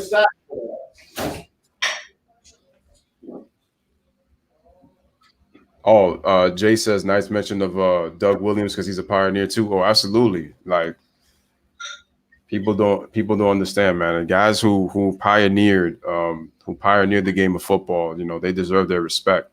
So, and the fact that Joe Gibbs was able to win with Joe Theismann, he was able to win with Thigpen, and he was able to win with Doug Williams. That's the greatness of Joe Gibbs. He was able to win with 3 different quarterbacks in the Redskins' 3 Super Bowl wins. It was Mark. Wait, it wasn't. No, it wasn't Thigpen. It was Mark. Mark Brunell. No, it wasn't Mark Brunell. It was damn, what was it? Shit, I'm tripping. It wasn't Mark Brunell. It was it Jay Schrader or was it Brad Johnson? No, it wasn't none of those guys neither. Theismann, Doug Williams, and hold on, I think it might have been Schrader or Brunell. Hold on, bro. I think it might have been Mark Brunell, to tell you the truth. I know Mark Brunell played for them, but I think he played for them, I believe, in the mid 2000s, and I think the Redskins won. I believe it was in '91. Just don't remember the name of the quarterback that played for Joe Gibbs. And he was not that great of a quarterback, by the way. Anyway, he was okay. I just forgot his name. Oh man, I put the all right, guys. Let me show you some scores. Utah wins 124-115. Philly wins 107-98. Denver 132 to 126. Excuse me. Brooklyn and Boston are currently playing right now. And shout out to Karam. His Oklahoma City Thunder beat the Lakers by 19, 105-86. 19-point win. They were up by as many as 21 in that game. So KCP ended up getting the injury. So with that huge rib injury, now the Lakers have another body out. So that's big. Even though KCP, again, you get people can say, you know what? Yeah, It wasn't Brad Johnson, Jay Jefferson. It was Mark Ripken. I said Mark Brunell. There you go. There you go. I knew it was a Mark. I knew his last name started with an R. I just didn't remember his last name. That was Mark it. Ripken. That's right, because he was trash after that. He won that Super Bowl for the Redskins, and he was absolute trash after that season. Yep. Coincidentally, though, all of those quarterbacks did play for us. Jay Schrader, Brunell, Ripken, Doug Williams, Joe Theismann. We had a load of quarterbacks. Redskins can't keep a quarterback. All right, guys, so let's take this thing back to basketball. Let's go. And I want to say this, guys. Your boy D. Jefferson is doing his thing. Now, I have another partner in crime. One thing about collaborations, guys, it's always good to do collaborations. But for our Basketball Live with Lewis and D family, check this out. If any of you guys want to make a little money, small wages, I'm doing predictions, basic predictions and odds now. So I'm going to be doing that to start these days off. Y'all come catch me early in the morning. You know, you want to hit a bookie up, throw you on some parlays there, little $2, $3 bets. Hey, man, try to win you some money. The reason I brought that up because I am perfect so far today. So y'all come check me out. Speak Your Mind Sports Talk, basketball, basic predictions and odds. All right, shout out to Jay before we get started in this third quarter. He says, I told y'all the Thunder were going to win. Seedings are happenings and helping friends too. Oh, because I mentioned this, Jay, already. I said, isn't Chris Paul the president of the Players Association? Banana boat buddy LeBron James. I told you already about that, and Jay already knew. Anyway, so we're at the start of the second half, ladies and gentlemen. Smash that like, hit that subscribe for both channels. Kyle Lowry comes right back, shoots a three-pointer, misses a shot. Here comes Aaron Gordon. Let's see if the Magic can get themselves back in the game. Share the ball, play good team defense, and he shoots a jump shot already. Aaron Gordon not listening to what me and D said at half. The Raptors come right back. Fred VanVleet gets it to Siakam. Go. Sorry about that, Lewis. No problem. And and then the Raptors, look at that. They're sharing the ball, something the Magic did not do the entire first half. Here comes Siakam, gets into the paint, tries to pass it. Good Magic defense. There you go. Much better activity. And they get the outlet to James Ennis, and he scores on the layup. That's what the Magic have to do. Get themselves some easy ones. Defense to offense. 55-37. Take care. Take it away, D. All right, here comes Kyle Lowry at the top of the key. Pass the ball down inside. Marc Gasol fouled by Vujicic going in. So that's the first foul of the half, guys, and it's charged to Vujicic. You're going to put 14 seconds back on the clock. The Toronto Raptors will retain possession. Here comes Kyle Lowry. He tosses the ball into Marc Gasol. Marc Gasol got Vujicic on the defense. Gives the ball to VanVleet. VanVleet back out to Gasol over to Lowry. And Lowry rifles the ball out of bounds for another turnover. I think he thought he saw Pascal Siakam, but he might have been looking at Nick Nurse. So, guys, here we go. DJ Augustine coming down. DJ Augustine got Fred VanVleet on the defense, dribbles around the Gordon screen. DJ outside to Vujicic. Vujicic hands it off to Fournier, back over to Augustine. Inside to Vujicic for the turnaround jump shot. Bottom of the net, 39-55. Looks like the Orlando Magic's come out with a little intensity, guys. Take it away, Lewis. All right, man. So here come the Magic, 55-39. And it's almost travels. Good thing he recovered and did not pick up that pivot foot. All right, so he'll give it to DJ Augustine. Wow. Fournier was wide open. Okay, now he resets himself, shoots a three, but he can't hit. Oh, nice pass by Aaron Gordon off the offensive rebound, and Ennis gets the bucket. And here we go. It's a 55-41 game, so the Magic are starting to creep themselves back a little teeny tiny bit. So here comes Pascal Siakam, gives it to Marc Gasol. He's looking, gives it to VanVleet, fakes, dribbles to the basket. Nice layup play by VanVleet. He can't finish. Wow. Here come the Magic. Aaron Gordon. Oh, wow. Good recovery by Anunoby because Augustine wanted that transition three. So they give it to Vukovic, back to Aaron Gordon. Dribble handoff. Nice play right there, give and go. And Kyle Lowry picks up his fourth foul. And Aaron Gordon is holding real tight. Looks like it's his thigh he's holding on to. No, back of the hamstring. That is not good. Injury, guys. That's a hamstring injury. Not at all. And when you see those guys certain injuries, guys, when you see an ankle injury and guys squirm like that, it might not be so bad. But when you see a guy squirm like that and he grabs the back of that hamstring, or you see a guy pause and they look back at the back of that Achilles tendon, those are injuries that you could tell are pretty severe. We may be seeing the end of Aaron Gordon in this game. And I'll tell you one thing, guys. If Aaron Gordon goes down, there will be no comeback. But that's definitely a hamstring injury. And the thing is also, they're already without Jonathan Isaac, who is their best defender. So you now lose Aaron Gordon, who I know he may be inconsistent, but he's one of your, better players on the team. Then it hurts the magic. In terms of like what can they possibly do for the rest of the bubble and then go into the playoffs, because this is a team that struggles to score offensively. They're not a consistent team and they don't really have depth.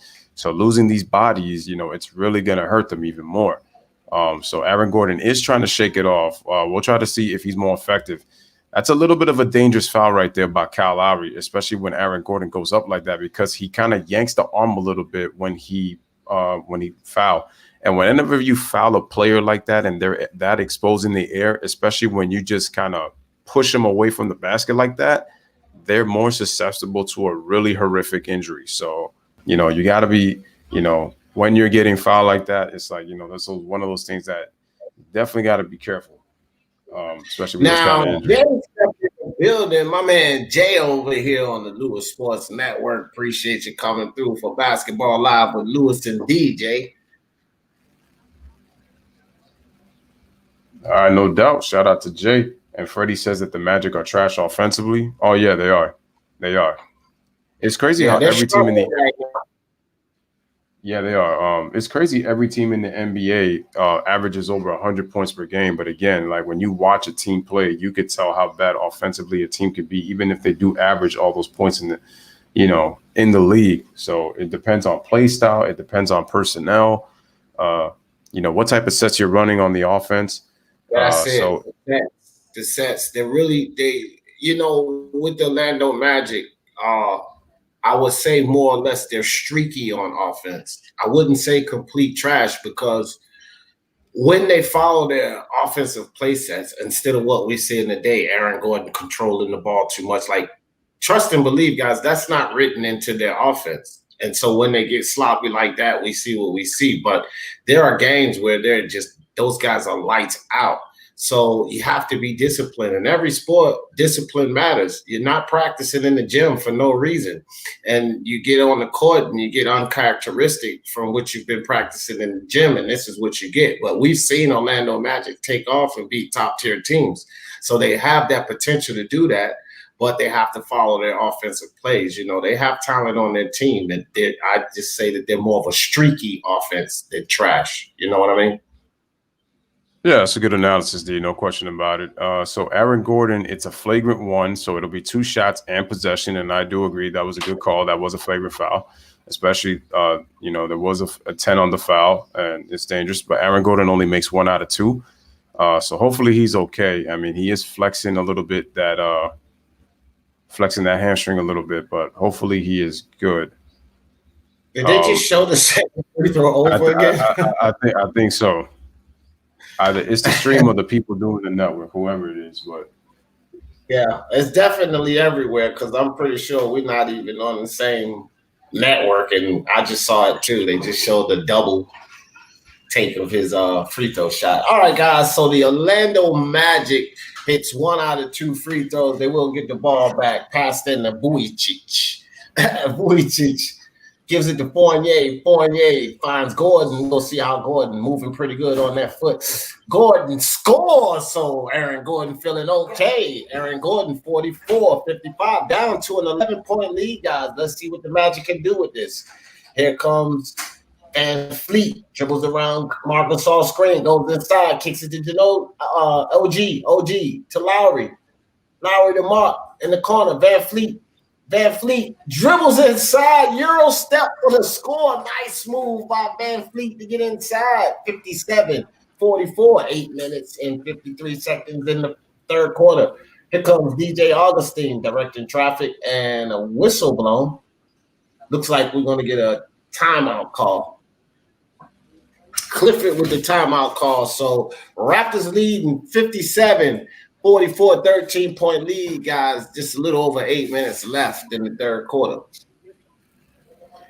Looks like Aaron Gordon was talking a little trash right there. Looked like a little bit of exchange of words right there. Kind of Van Vliet had to turn around and see who he was talking to. But anywho, so there's let me see how much time is remaining once again. It is 8:48 remaining in the third quarter. The Raptors have a 13-point lead, 57-44. Give credit to the Magic. They are starting to take the ball inside, and they're starting to get some good baskets. That was a big flagrant foul right there. So, maybe this will get the Magic going, and maybe this will cause Aaron Gordon to be more aggressive and get easy baskets to then start to open up his jump shot. Again, salute to everybody in the chat. Basketball with Lewis and D. And like I said, we got more of these coming because this ain't over. My man Carlos Mendoza, a big supporter of mine, Carlos Mendoza, on the boxing side. Speaking Mind Sports Talk is just like Lewis Sports Network. We cover multiple sports, but Carlos Mendoza says, I'm a casual. Don't get me wrong. I know LeBron, Jordan, Kareem, Magic, Bird, Kobe, Durant, etc. But I'm a casual. Boxing, UFC, football, soccer, I know everything about. That's what's up, Carlos Mendoza, but we appreciate the support. You stick with me and Lewis, you'll be a casual no more, my friend. That's right. Yo, D, got a shout out to BJ Freeman, man. He says, D Jeff, good to see y'all doing this thing again, man. Shout out to BJ Freeman coming through on D's channel. No doubt, BJ in the building. BJ, my man, 20 grand, been here with me since day one. Good to see you, BJ. Yes, sir, Lewis. Indeed, we back, baby. Soon as basketball was announced to come back, BJ, Lewis and I got on the phone with each other and said, hey, man, we got to crank it back up. That's right. In this game, guys, Aaron Gordon's got 11 rebounds. Coming through, fam. All right, shout out to DJ. I'm surprised Aaron Gordon's got 5 assists with how much he had the ball in his hands. It looked like he was trying to take every shot, but he's got 11 rebounds and 5 assists. Van Vliet and Lowry have 6 assists each, where it tells you the guards really share the ball. Aaron Gordon looks like he's kind of close on his way to a triple-double. He's got 9 points, 11 rebounds, and 5 assists. So it says, Jay Jefferson says,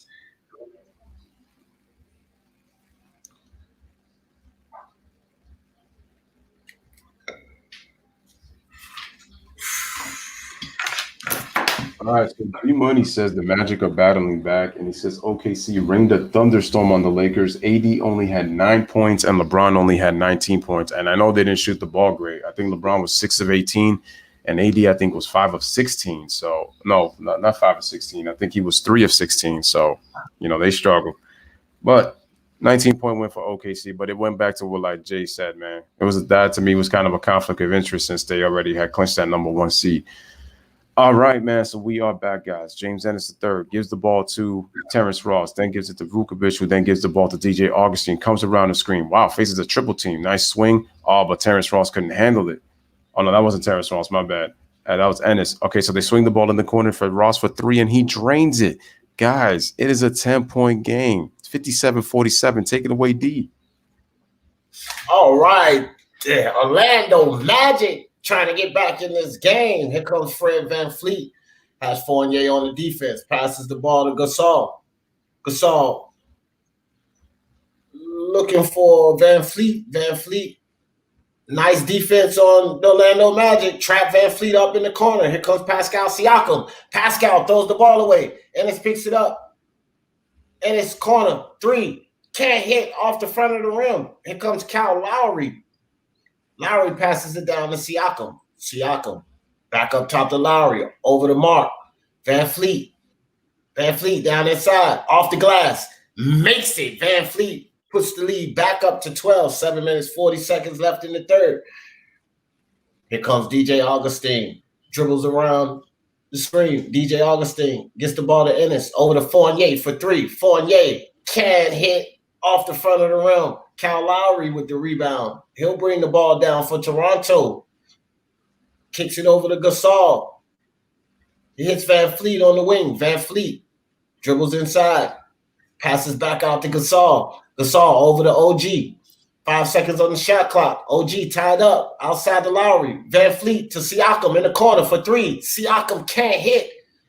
And it's Ennis with another rebound. Gives it to Fournier. Fournier goes right down inside. Kicks it outside to Augustine.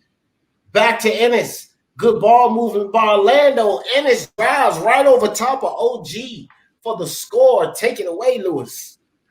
All right, excellent ball moving by the Magic. That's what they got to do to get back in this game. Marc Gasol comes back and he knocks down the 3 just like that, and the Raptors go back by 13. 62-49 is the score under 7 remaining.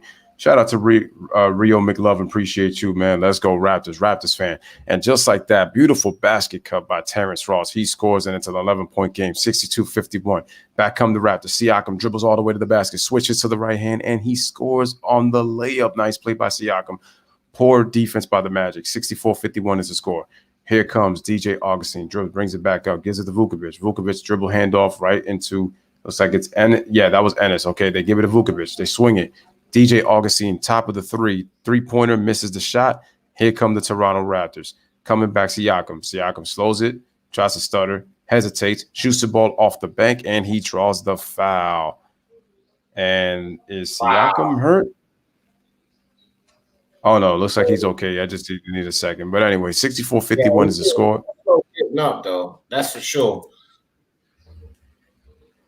All right, guys, so we got a 13-point lead. Back up to 13. Real quick, I wanted to say shout out to Jeff Chapel stepping in the building. Street Smart SS, what's up with you? Appreciate you guys coming in. Check out Basketball Live with Lewis and D. Pascal Siakam at the line to shoot the free throw. 5 minutes, 53 seconds left in the third, guys. 64-51.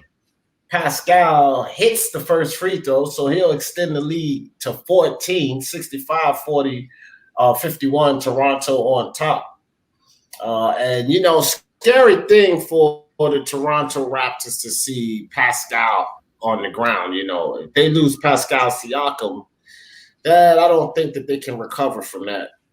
So Pascal for the second free throw, and he drains it. So it's 66-51. So Orlando had to score down to 10. They allowed the Toronto Raptors to extend it back up to 15. See what Orlando can do. Fournier with the ball. Fournier dribbles right around Ibaka inside for the easy layup. Nice move by Fournier. 66-53. Here comes Pascal. A nice hand by Ennis to get in there on the ball. Disrupt the pass. Ennis to the corner. Augustine for 3. Augustine, bottom of the net. Here comes the Orlando Magic back down to 11 points. Nick Nurse looking kind of confused there. Here comes Van Fleet. And Van Fleet gets the blocking foul on Fournier. Really touchy call there. Fournier went to get in front of him. Van Fleet did dip that shoulder, but Fournier was moving into his line of you can't block the guy's path. And I think that's why they called the foul on Fournier. All right, so Pascal passes the ball in to Fred Van Fleet. Van Fleet works Fournier, goes down inside, tosses up, reverse by over his shoulder, off balance. Fred Van Fleet with the score. Take it away, Lewis. Oh, by the way, hold on. All right, no. Anyway, OG Anunoby's got the basketball. Gets it to Van Vliet, shoots a 3-pointer, but he can't hit. It's Van Vliet with a V. The chat was trying to tell you, D. Not Van Fleet with an F. It's Van Vliet with a V. Okay, so James Ennis III gives the ball to Vukovic, gets in the post, faces the double team, passes it to James Ennis on the layup. He misses. I'm surprised there was no foul call. Back come the Raptors. Van Vliet wide open, passes to Siakam. Nobody near him. Shoots a 3-pointer, but he can't hit. And no push off. So here back come the Magic. 12-point game, 68-56. Terrence Ross comes back, has to kick it out to Fournier. Bounce pass by Augustine to James Ennis for 3, but he can't hit. Rebound, Serge Ibaka. Here comes Norman Powell, Norman Powell shoots the ball up, and looks like the foul is going to be on the floor, and the foul is going to be on Terrence Ross. With 4:07 remaining in the third quarter, 68-56 is the score. So Gordon is out the game. Now, my man Jeff Chappelle over here says Gordon will not return. I haven't had an official word on that, but if you have heard something, thanks for letting us know that, Jeff Chappelle. I will say this. I'm not sure whether he's okay or not, if they should even have him return. Try to dig in there and do what you can to win this game without him. You don't want to risk a guy like that. This game has minimal importance. If they drop this game, if they can win this game without Gordon, my thing is if they can win this game without Gordon, then they're right where they need to be. But if they continue to try to play him and they lose anyway, and what if he extends that injury or makes it worse? So it may be a good idea to just leave him out at this point. I know that they're still battling for that 8th spot, but all is not over because there's still the play-in tournament if that's required. So I think that they should bring him back. But good call, Jeff. The Magic have done a really good job in the third quarter, and a good job by great call by Jeff because of that he suffered the hamstring tightness. So like D said, I don't think it makes sense for him to return. For the Magic, and like I said, man, you lose him, and then hopefully his thing is a day-to-day and not something where it could be kind of a worse injury for any of that matter. Because they are without Jonathan Isaac with that ACL injury. So, that's important to know. But again, guys, shout out to, give me 1 second. Shout out to Street Smart SS on D's part of the channel. He says that, he appreciates the Raptors coverage, and, you're definitely welcome on that. Again, Lewis and D Basketball Live. Again, we try to cover all teams because, again, the media is not going to do it. So that's why, there's a lot of teams in the NBA. It's just more than the Lakers, and it's more than. And the thing is, it's because of a certain player that's on there. But let's face it, if he was not on the team, as good as and historic as the Lakers would be, they would not be getting that kind of coverage. But again, there's some other teams in the NBA. There's a lot of loyal fans everywhere. So it's like, you guys deserve to get covered, man. So that's why we bring you this basketball content, because you guys are passionate about your teams, man. And it's like, there's other players to look at. There's a lot of good players in the league. So that's why we always do that basketball coverage. But again, shout out to Street Smart, on D's channel in the chat. And we appreciate you guys coming through for both Lewis and D on Basketball Live, giving you Toronto Raptors against the Orlando Magic. Salute to Orlando Magic fans and the We the North fans up in Toronto and Jurassic Park, man. Thank you guys for being here and kicking it in with us, man, as we give you this basketball content with Lewis and D. It's on Fox Sports 1. BJ Freeman. It's on Fox Sports 1. The game is, or Fox Sports. So if you got Fox Sports, BJ, I'm getting ready to send you a direct message too.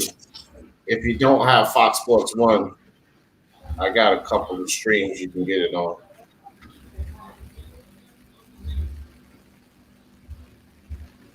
All right, go ahead and take it, Lewis, while I send BJ Freeman this information. All right, no problem, man. So we got a 12-point game. Van Vliet's got it. He faces a double team. Magic getting aggressive on the defense. So Siakam cuts to the basket, comes out to get the ball. He can't get it. Ibaka gets the offensive rebound, puts it back up and in. Nice play by Ibaka. So it's a 14-point lead. Toronto leads 70-56. And coming right back, here comes Markelle Fultz. He's got the basketball, gets the screen. Trying to see who that screen was by. I think that was by Clark. Okay, so Vukovic puts it on the floor. Clark has got the basketball, gives it to Markelle Fultz. Markelle Fultz shoots a three-pointer, but he can't hit. Rebound to Norman Powell. Norman Powell comes right back down, comes out pretty fast. Beautiful step through on the reverse, but he can't hit. Davis tries to get over the rebound, but he gets called for the over and back foul, and the Magic will get the ball back. All right, so the Magic still stand scrappy. You guys, 14 points with an entire quarter left. This game is not over. The Toronto Raptors are definitely controlling the pace. They're controlling the game. They're keeping a comfortable 10-plus point lead pretty much. But with 14 points, 3 minutes left in the third in an entire quarter, it's not over yet. So Orlando needs to stay focused, keep digging in that lead, see if they can get into some type of offensive rhythm. And as I say that, you over the top from the top of the key, Markelle Fultz to Ross. Nice pass by Fultz, 70-58. down by 12, the Magic. Pascal Siakam out on the wing. Thought about a three, passed it to Serge. Powell back over to Serge. Serge, long jumper, and can't hit off the top front of the rim. Rebound. Here comes Markelle Fultz. Markelle Fultz out on the wing. Fultz pops. Can't hit. Pascal Siakam, another rebound. Fred VanVleet, full speed ahead, right down into the lane, and Fred VanVleet high off the glass for the score, 72-58. Markelle Fultz dribbles on Norman Powell, passes it off. Here comes Iwundu down inside. Iwundu, nice slow drive by Iwundu to score, 72-60. Take it away, Lewis. All right, 72-60 is the score. VanVleet gets the ball off the screen from Serge Ibaka, then kicks it out to Norman Powell. Shoots a three-pointer from the left side, and he drains it. 75-60 is the score. Toronto starting to find their groove again after the Magic were getting back in this game. All right, so here comes Markelle Fultz. Shout out to Bam Bam, by the way. He says, I wish Terrence Davis and Rondae Hollis could get more playing time. True that. So Terrence Ross passes it. Good passing by the Magic inside the paint. Over to Clark. Pump fakes 3 times and is able to put it off the glass and in. 75-62 is the score right here in the third quarter. All right, so Fred VanVleet goes all the way back and he gets blocked in the paint. And Markelle Fultz passes it, and he tried to avoid the foul because he knew the Magic could have given 2 points to Iwundu on the foul by the Raptors to prevent the 2 points. I think that was a smart foul by Toronto to slow that down. You don't want to let a team get where they starting to build up momentum. Holmes in the building. What's good? What's good with you, fam? Holmes.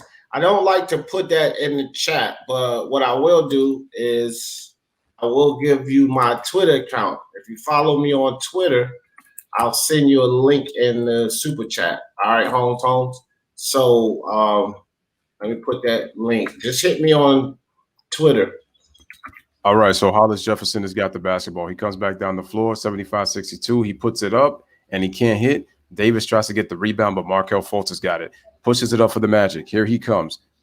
He has to stop, dribble the ball back out. Quick pass to Clark, shoots a three-pointer, and he drains it. And again, the Orlando Magic have pulled within 10, ladies and gentlemen, 75-65, under a minute remaining. Take it away, D. All right, guys. Here comes Fred VanVleet. Fred VanVleet slowing it down. 55 seconds left. In the third, Fred VanVleet taking his time. 9 seconds on the shot clock. Goes around the Ibaka screen. Pops the three. VanVleet can't hit. Here comes Birch with the rebound. Gets the ball over to Markelle Fultz. 16 seconds differential. Shot clock, the game clock. Markelle Fultz working down inside. Passes the ball to Birch. Birch gets it over to Iwundu for the bottom of the net. Iwundu drains the three. So, guys, under a 10-digit lead. Here we go. 8-0 run by the Magic, 75-68. Great job by the Magic to dig themselves back into this game. Fred VanVleet out on the wing. VanVleet, sorry, guys. 8 seconds to shoot. VanVleet, crossover, back to Serge for the three. Serge, bottom of the net. He will have none of it. 3.1 seconds left on the clock. So we got a whistle, guys.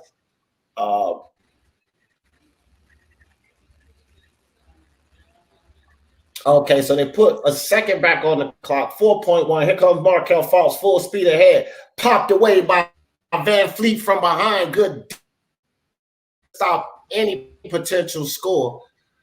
So, guys, good job by the Orlando Magic to bring the score down to 10 points going into the fourth quarter. I would say you much rather be down by 10 points going into the fourth quarter than by 22 points like they were. Holmes in the building. Yeah, Holmes. Just hit me on that, and I'll send you a link. Appreciate you coming through, fam. All right, guys, so to the end of three, it's Raptors 78. Big-time three by Serge Ibaka, by the way, once the Magic cut it to 7, and the Orlando Magic 68, so we got a 10-point game. Like D said, you'd rather be down 10. And so the Magic, they shot 56% in that third quarter. Nice way to get back in the game. And What did you see different in the third quarter, D, that allowed the Magic to get back in this game against Toronto, in your opinion? I'll tell you right off the bat was better ball movement. And I mentioned that in the half. They got to take care of that ball better. So they were moving the ball better, not sloppy or lazy with those passes. That was one of the keys. Second, they were hitting shots, guys. You remember they went 2 for 14 in the beginning from the 3-point line. So if your offense is shaky, you're turning the ball over because you're not passing well, then you're going to find yourself where you were. But they came back with a higher defensive intensity. They were passing that ball well, and they start to find the bottom of that net. And that's what helped those guys get back into this game. I got to say, what I also liked was that they started to turn up. They started to play better defense in the third quarter. Even if Toronto did make some shots in that third, they played better defense. And you could see them getting more after the ball. And then what also was is that they started to take the ball inside as well off of their ball movement. So it wasn't just that they were hitting shots, but they were getting into the paint. So they were forcing a couple of turnovers. And then on top of that, in the half court, they moved the ball to get easier shots in the paint. That's what got them back in this game, and it allowed them to shoot so well in the third quarter. So Van Vliet has got 15 points in 30 minutes, and in 25 minutes, Evan Fournier has got 10. Terrence Ross had 7 points in the third quarter with a steal and a block. So he came alive in that third quarter, so that was big for them. And again, guys, I always urge you guys, continue to smash that like button for Lewis and D, both channels. Make sure to subscribe to both channels if you're new to the channel. And again, make sure you guys share this on your social media.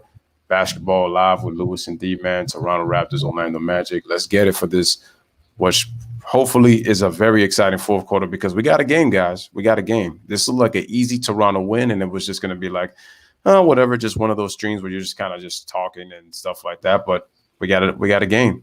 We got a game, so probably going to get some excitement, man, coming in. Well, there you go, Jay. I don't mind you doing it home. There you go. That's a couple of links for you, I guess Jay got for you. But real quick, Sporting Advantage, my man, what's up? Sporting Advantage in the building. Roscoe, what's up, Roscoe? St. Armor, appreciate you guys coming to join Basketball Live with Lewis and D. We are back off commercial break, guys. So let's get it. Basketball Live with Lewis and D, and my man Lewis gonna crank it up for the fourth quarter. I'm sorry, guys. Let's go.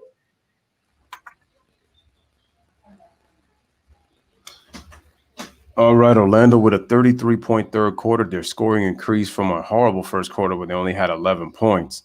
And here we go. Started the fourth quarter. Orlando gets that basketball. Let's see if they could get back within single digits like they did late in the third. Markelle Fultz got the ball, gets a screen from Birch, kicks it out to looks like that's Clark. He swings it to Iwundu, gets it to Markelle Fultz, gives it right back to Clark, and he knocks down the three. 7-point game, 78-71. Take it away, D. All right, so a turnover by the Toronto Raptors. Here comes Orlando Magic, 7-point game. Ross drives down into the lane, loses the ball. Nice hand by, look like Davis. Davis back up top. Nice pass by Lowry. And one, Davis. And he'll go to the line. And as soon as Orlando find themselves digging into that lead, boom, here comes Toronto Raptors to extend it right back to double digits. Let's see if let's see if Davis can push that lead back to 10. So Davis at the line shoots the free throw and converts on the 3-point play, guys. So it's back up to a 10-point lead. Here comes Markelle Fultz for the Orlando Magic. Davis on the defense. Gets it to Iwundu, back over to Markelle Fultz. Markelle Fultz dribbles down into the lane. Body control, step back, jumper. He can't hit. Well, a good rebound inside by Clark. Gets it back up top to Fultz. 8 seconds on the shot clock. Fultz comes down. Floater inside. Fultz off again. Kyle Lowry ahead to Hollis Jefferson in the corner to Powell. Powell with the young Iwundu on the defense. Good defense by Iwundu. Over to Ibaka for 3. Serge can't hit. And another rebound by Ross there. Here comes Markelle Fultz out on the wing. Gets the ball in the Ross. Nice pass inside to Birch. Birch inside for the easy layup over Hollis Jefferson. 73-81. Let's go, Lewis. All right, so here comes Rondé Hollis Jefferson, gets into the paint, and he draws the foul. So Rondé will go to the free throw line to shoot 2 free throws. And nice play by the Magic right there. Nice play by Birch, man. Was able to elude off that pass on that double team. The Magic is showing much better patience in the second half as well with their ball movement. So that's a good sign to keep themselves back in the game and be competitive. Hyundai at the free throw line knocks down the free throw, and the score is now 82-73, 9-point lead with 10-10 remaining in the fourth quarter. We got a very close game right now. Giannis, Carlo. All right, so free throw once again is good, and so it is 83-73, 10-point game. So here we go. All right, Clark gets the ball. And appreciate you coming through. Whooping Zang, Ali D, appreciate you guys coming through. Here comes Markel Falls, dribbles down inside. Falls take the body contact, scores, and he will go to the line to convert for the 3-point play. Back down under 10 guys, 83-75. The scrappy Orlando Magic team, they're not giving up. Hey, yo, shout out to Sporting Advantage. Appreciate you, man. He says, yo, hardest working man in the business, Lewis Sports. What up, man? Appreciate you, Sporting Advantage, for coming through. I appreciate that, my man. Appreciate that, as always. Ron says the Magic moved the ball much better and the defense tightened up, and that's absolutely true. It's why they are down within 7, 83-76. Here we go. Rondé Hollis Jefferson has got the ball, bringing it up. He's got Clark defending him. Gets a switch on Terrence Ross, but gets away from his man. Rondé, Euro steps, pump fake by Powell, gets into the lane, goes for the dunk, strong with 2 hands. Nice play, 85-76 is the score. Take it away, D. Nice 2-handed slam, strong move by Powell inside. Here comes Markel Fultz. Markel Fultz kicks the ball over to Clark. Markel Fultz loses his balance, comes back up, pops a jump shot, can't hit. Serge Ibaka with a rebound. 9-point game, guys. Let's see if they can get it back over double digits. Here comes Serge. Back out to Lowry. Inside the Serge. Serge sidesteps Clark. Turns around. Jump hook. Serge. Bottom of the net. So back up over double digits. The Toronto Raptors trying to keep the Orlando Magic down. Here comes Fultz. Nice turnaround spin. Back outside. Clark for 3. Clark can't hit. Davis with the rebound. He gets the ball to Lowry. Lowry inside to Hollis Jefferson. Turn around on Clark. Nice. Had to throw it back outside. Nice defense by Clark. Here comes Serge Ibaka. Serge Ibaka pulls the blocking foul. All right, real quick, D, man, just want to give a shout out to some people on your channel, man. Shout out to Roscoe. He says, great by play, guys. He's from Pine Hills, represent. Just gave you guys a score. It's 87-76 on D's channel. Hasi says he's watching the Raptors right now. All right, so shout out to all of you guys that have checked in. El Stefe says that Steph Curry is the MVP. Definitely was when he was playing with Golden State in his years, but definitely is the MVP of the Warriors. I will tell you that as well. And he has been MVP of the league. Serge Ibaka at the free throw line misses the free throw. That's a big miss. It is still an 11-point game and plenty of time for the Magic to get back in this game. Again, salute to everybody on both channels that have come through for the play-by-play commentary. Truly appreciate that. Smash the like and hit that subscribe for both. As Serge Ibaka comes again and tries to shoot the free throw to see if he can extend this lead to 12. Let's see what he does right here. Here's his free throw attempt. It is off, so Serge misses both free throws. Okay. Let's see if the Magic get wow, nice outlet to Iwindu, gets into the paint and gets blocked by Ibaka from behind. But I think a foul was called on that on Serge. Yeah, way too much body contact on Serge Ibaka. Sometimes you can get away with contact with that behind the back block, but not like that. Serge was trying to get a ride. He's trying to get a ride on Windu's back with that one. Yep. So at Windu at the line.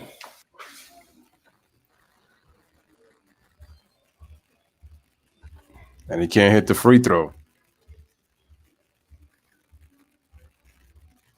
11-point lead, guys. 87-76 is the score. If Windu misses the first of 2, let's see if he can hit the second one. Second free throw is good, so we got a 10-point game. 87-77 is the score. 8:41 remaining in this game. All right, so Davis inbounds the ball, and as Marcus Gasol is talking with Van Vliet with the V. Van Vliet. Okay, so Rondé Hollis Jefferson gives the ball and gives it to Norman Powell, who's played very well in this game. Gives it to Hollis Jefferson. Nice move, man. And he kicks it out. They swing the ball. Norman Powell gets the three-pointer and drains it. Every time the Magic try to come back, the Raptors show good patience. They move the ball, and they still get a good shot. 13-point lead, 90-77. Take it away, D. All right, here comes young Markelle Fultz trying to change the fate for the Orlando Magic. Terrence Davis, good defense. Fultz over to Vujicic, back to Fultz. Fultz back to Wandu. Gives it to Vujicic. Back to Wandu in the corner. Fultz turns around. Jumper over Lowry right through the bottom of the net. Here comes the Orlando Magic. Toronto Raptors, 90-79, guys. 11-point lead by the Raptors. Good defense by Fultz. Gets in there on Hollis Jefferson, and it looks like Fultz might have pulled the foul just a little bit too aggressive in the hole, but he did a good job on Hollis Jefferson. Just got a little too aggressive down low. So Hollis Jefferson goes to the line for 2 points. See if the Raptors can bring this back up to 13. Hollis Jefferson, first free throw, and he's off. So it appears that the Toronto Raptors are facing a bit of a free throw woes here. Serge Ibaka just missed his last two. Hollis Jefferson just missed this. So that's 3 straight missed free throws for the Raptors. Hollis Jefferson will drain the second free throw. All right, guys, 12-point lead. Game still not over. Plenty of time left. Here comes Markelle Fultz. Markelle Fultz dribbles around the clock screen. Passes the ball to Fournier. Fournier down inside to Vujicic. Vujicic turns around. Fouled by Ibaka. Blocked from behind by Hollis Jefferson, but Vujicic will go to the line for a 2. Vucevic. All right, good. I'm butchering names tonight. Sorry. First, I'm calling Van Vliet, and Vucevic. Whatever, man. I'm the name butcherer tonight. Yeah, but now Vukovic goes to the line and he misses a free throw. So both teams on both ends missing free throws right now. This is not going to help the Magic get back in the game if they don't start hitting free throws, because the Raptors have missed 4 straight on their end. All right, Vukovic at the free throw line. Wow, that one rattles out, but then it goes back in again. I thought that was going to rattle out. I would have been like, man, 4 straight missed free throws on both ends. All right, so the score is 91-80, 11-point lead. So Marcus Gasol's night, I think, is done. And, it might be. Who knows, unless he comes back in. Hollis Jefferson gives the ball to Norman Powell. Norman Powell being guarded by Clark. Gives it to Norman Powell being guarded by Terrence Ross. So Hollis Jefferson, he's got it. He dribbles, spins, gets it to the paint, kicks it to Ibaka. He pump fakes on Vukovic, shoots a jump shot, but it's short. He hesitated a little there, and it cost him a little bit. All right, so Markelle Fultz comes right back, dribbles left. Oh, wow. Sees the opening, and he draws another foul. So good job on Markelle Fultz stopping the clock and try to take points off the boards, being aggressive. And I think it looks like we might have a timeout right now for both teams. So, guys, 6:55 remaining in the fourth quarter. Toronto's still up by double digits. They lead 91-80 right here on the Lewis Sports Network basketball coverage with Lewis and D. And while we go on a commercial, guys, I want to point out something here. Shout out to Markelle Fultz, because if you guys remember, when he came off of that shoulder surgery earlier, there were a lot of questions about Markelle Fultz. You know, would he work out? Was he a bust? But this kid's been working diligently, and he's climbed himself back up. Now, I wouldn't say that Markelle Fultz is up to the potential of where we expect him to be, but I will say that Markelle Fultz is playing a lot better than he was initially, and he's looking good in my opinion. What do you think about Fultz, Lewis? No, Fultz has looked great. I just, that horrific strange injury that he had when he did not play for the Sixers, and I know that he was their top pick and they ended up trading him. I would have loved to see what he would have done for Philadelphia, and he showed, flashes of, what, he could look like, if he had continued to work on his game. And he's still a work in progress coming off of that injury. But I'm just glad that he's on the court again. I'm glad that he's healthy. And I think with more offseason workouts, he'll definitely get better because he has talent. He's a solid defensive player. His jump shot was, it was good out of college. It wasn't great, but it was solid enough it was a solid NBA jump shot. It's just that injury for some reason with how strange it happened.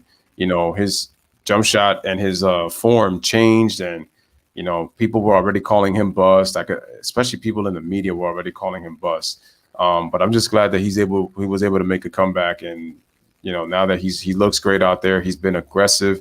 He's actually been able to stay on the floor as well, so that's a thing. So he hasn't really been getting injured as well, and his injuries have been minor, so it hasn't been too serious. So I'm just happy for the kid because these kind of opportunities don't come as a lot. They don't come a lot. You got to be lucky enough to get drafted. It's up to you as the individual, man, to put in the work to stay long in this league. If you don't put in the work, you can just as quickly be out of the league, especially when you don't have the talent. You got to make sure that you got to stay ready, stay professional, something.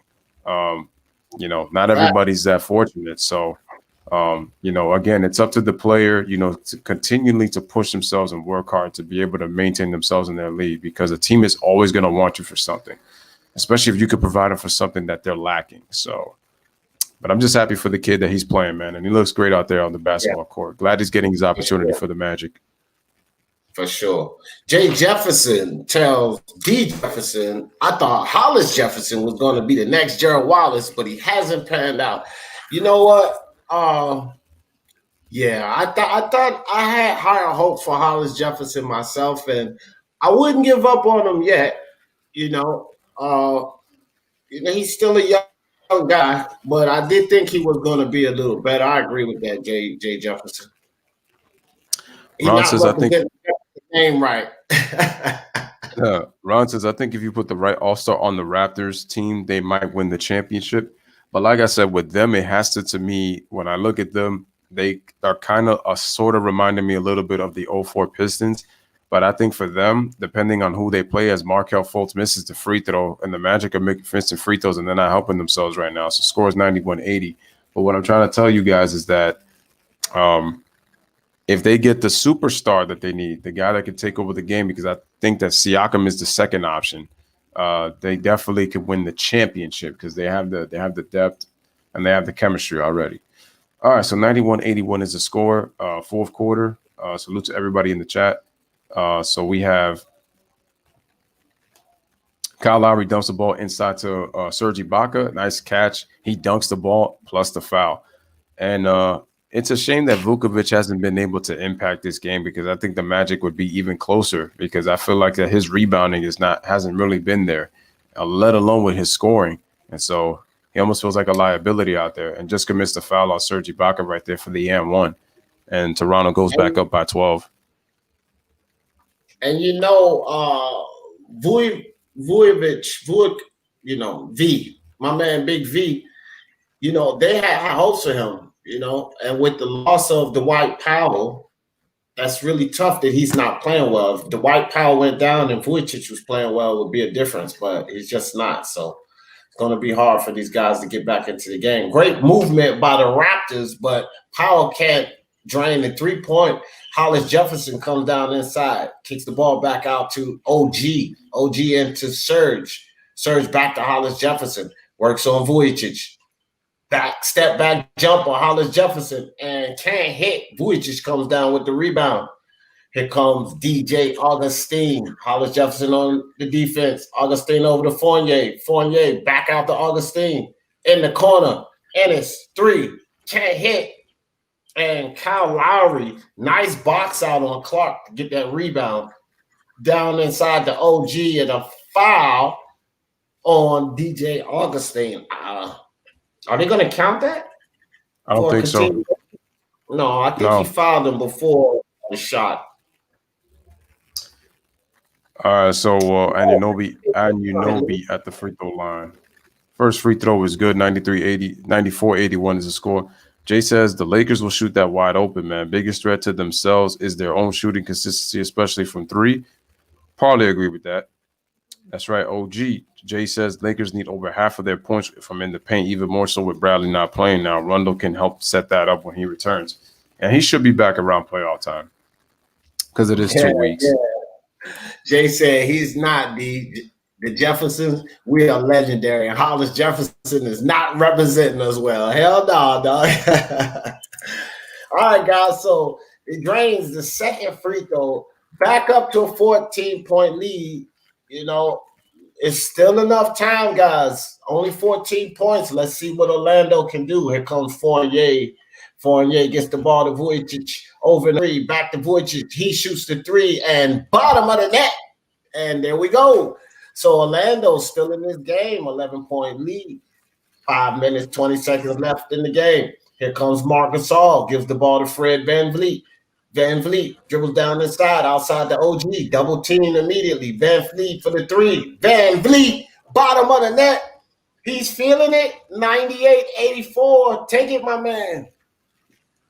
All right, so DJ Augustine comes off a screen, gives it to James Ennis III, splits the defense, 2 defenders, gives it to DJ Augustine for 3, but the ball rattles in and out. Offensive rebound, Clark. Augustine dribbles left.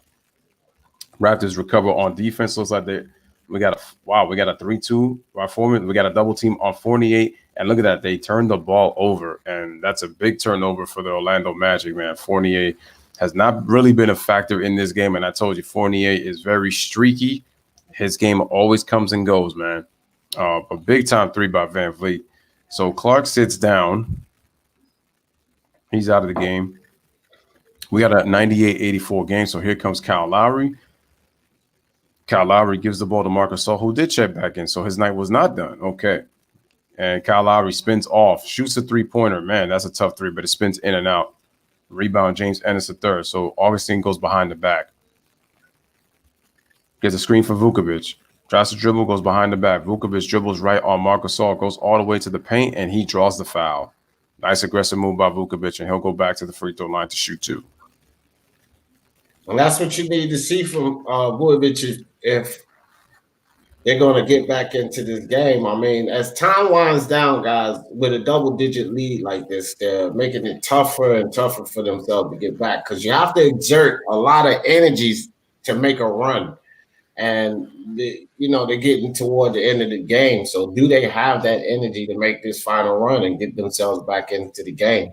They're already missing Aaron Gordon, and Vukovic and Fournier aren't playing their best. So we're going to have to see what the Raptors can do here. Nick Nurse challenges the call.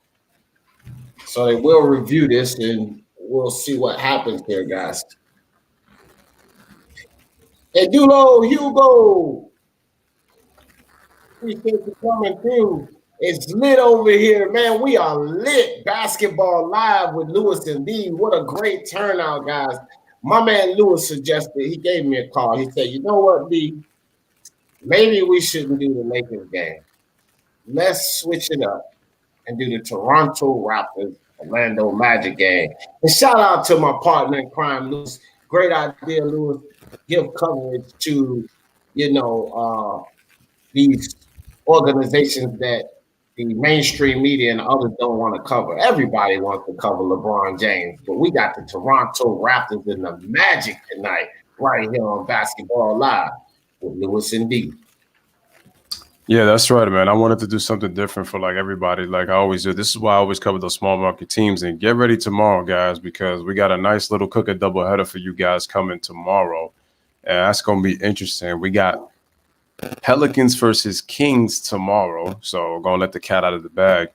And then me and D are coming back and then giving you guys TJ Warren against Devin Booker, man. So that's going to be a nice little matchup. Pacers versus Suns tomorrow. So I'll be cooking up the preparations for that, and we will be coming back with Basketball Live, man, with you guys, man. So again, this is why we say we cover all teams, man. We try to get everybody, man, because it's like I said before, the media is going to cover their topics are dominated by certain people and certain teams. Here on Lewis Sports and on Speaking My Sports Talk, we cover everybody. And so, and that's why we said salute to everybody that's out here, man, from the Toronto Raptors to the Orlando Magic to the Phoenix Suns to the Indiana Pacers to the Pelicans to the Bucks. We cover everybody as much as we can. Shout out to the 216 in Sacramento as well. We cover them. Dallas, you name it, man. Philadelphia did a Spurs game, just 2 days ago. So it just lets you know, man, we about everybody out here in these streets. That's right. We show love to all teams. And guys, if you're willing to wager a little money, come check out my morning show on Speaking My Sports Talk. basic prediction and odds. I don't get into the deep gambling because I'm not a heavy gambler myself, but I take my analytics and I have my partner out there in Vegas that's on the gambling side. And we give you guys some tips. Maybe you can make a little money. Come check us out early tomorrow on Speak Your Mind Sports Talk for basic predictions and odds. All right, guys, we're back off of commercial break. 4 minutes, 17 seconds left in the game. Vujicic at the line for the free throws, and it's 98-84, 14-point lead. Toronto Raptors on top. The Orlando Magic going to see if they can dig back into this game, but time is running out. So Vujicic up for the free throw, and if he just shoots it, he drains it. All right, so Vujicic drains the first free throw. 13-point game, 85-98. Vujicic up for the second free throw. Vujicic hits both free throws, so he brings this lead down. Here comes Fred VanVleet. Evan Fournier on the defense. VanVleet over to OG. OG up top to Marc Gasol. VanVleet down in the hole to OG. Nice hand from behind. And diving and, loose ball. Fred VanVleet, nice. Gives it to Pascal for three. The long three by Pascal Siakam.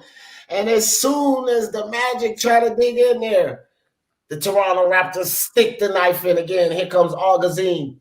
Augustine gives the ball to Fournier, back to Augustine, over to Vujicic. Vujicic with the long jumper. He can't hit. OG comes down with the rebound. Here comes Kyle Lowry. Brings the ball across for the Raptors. Up to Gasol. Gasol over to VanVleet. VanVleet, top of the key. Crossover. VanVleet down inside. Nobody there. Kickball called on Vujicic. 14 seconds back on the shot clock, and the Toronto Raptors will retain possession. 3 minutes, 22 seconds left in the game. Take it away, Lewis. All right, so Anunoby catches the ball in the paint, but good Magic defense on the strip right there, but the ball will retain with Toronto. 3:20 remaining in the game, folks. Raptors up by 15 in the fourth quarter. 101-86 is the score. Just waiting. All right, so Pascal Siakam got it, and he loses the ball, and the Magic will get possession. So it was a turnover for the Toronto Raptors. The key game is that every time the Magic have come back, Toronto has made a big play, made a big play on offense, a big dunk, a big shot to really kill the momentum. All right, so here comes DJ Augustine, dribbles all the way to the paint, tries to pass it off, but then got caught up, and then they turn it over. Here comes VanVleet with the V. All right, so he dribbles all the way around, kicks it out to Marc Gasol. They swing it to Siakam, and they swing it back to Kyle Lowry. Corner three, he can't hit. That would have pushed it up to 18. All right, here come the Magic. DJ Augustine on the left side gets a screen from Vukovic. All right, they swing it. Fournier for three, and finally hits a three. It's 101-89 is the score, and Fournier ends up fouling Kyle Lowry when he tried to get the steal. 101-89 is the score. 2:40 remaining in this game. Bro. That's a cheap foul, man. I don't like that foul. Sometimes, come on, man. They could have just let that. No, thank you, baby. They could have just let that go there at the end. But, refs been consistent on the whistles, guys. I will say that. They've been calling them on the stars as well as the, low marquee players. They've been heavy on the whistles, but I will give them the credit to say they've been consistent on the whistles. So Kyle Lowry, the Raptors have not really shot well from the free throw line this game. They've actually turned the ball over this game. The thing is that the Orlando Magic played worse. So, both teams haven't shot well. Lowry goes 1 for 1 from the line, 102-89. It's still not over, guys. It's still 2 minutes, 30 seconds left. Let's see what the Orlando Magic can do. DJ Augustine gets the ball down inside to Vujicic. Cross court to Ross. Ross pulls right up for the three. Bottom of the net. Ross, no hesitation. Back down to 10, guys. 2 minutes, 15 seconds left. Here comes Van Vliet. Van Vliet. And another whistle. And an offensive foul on Pascal. He's looking strange, just as I am. I didn't see the foul myself.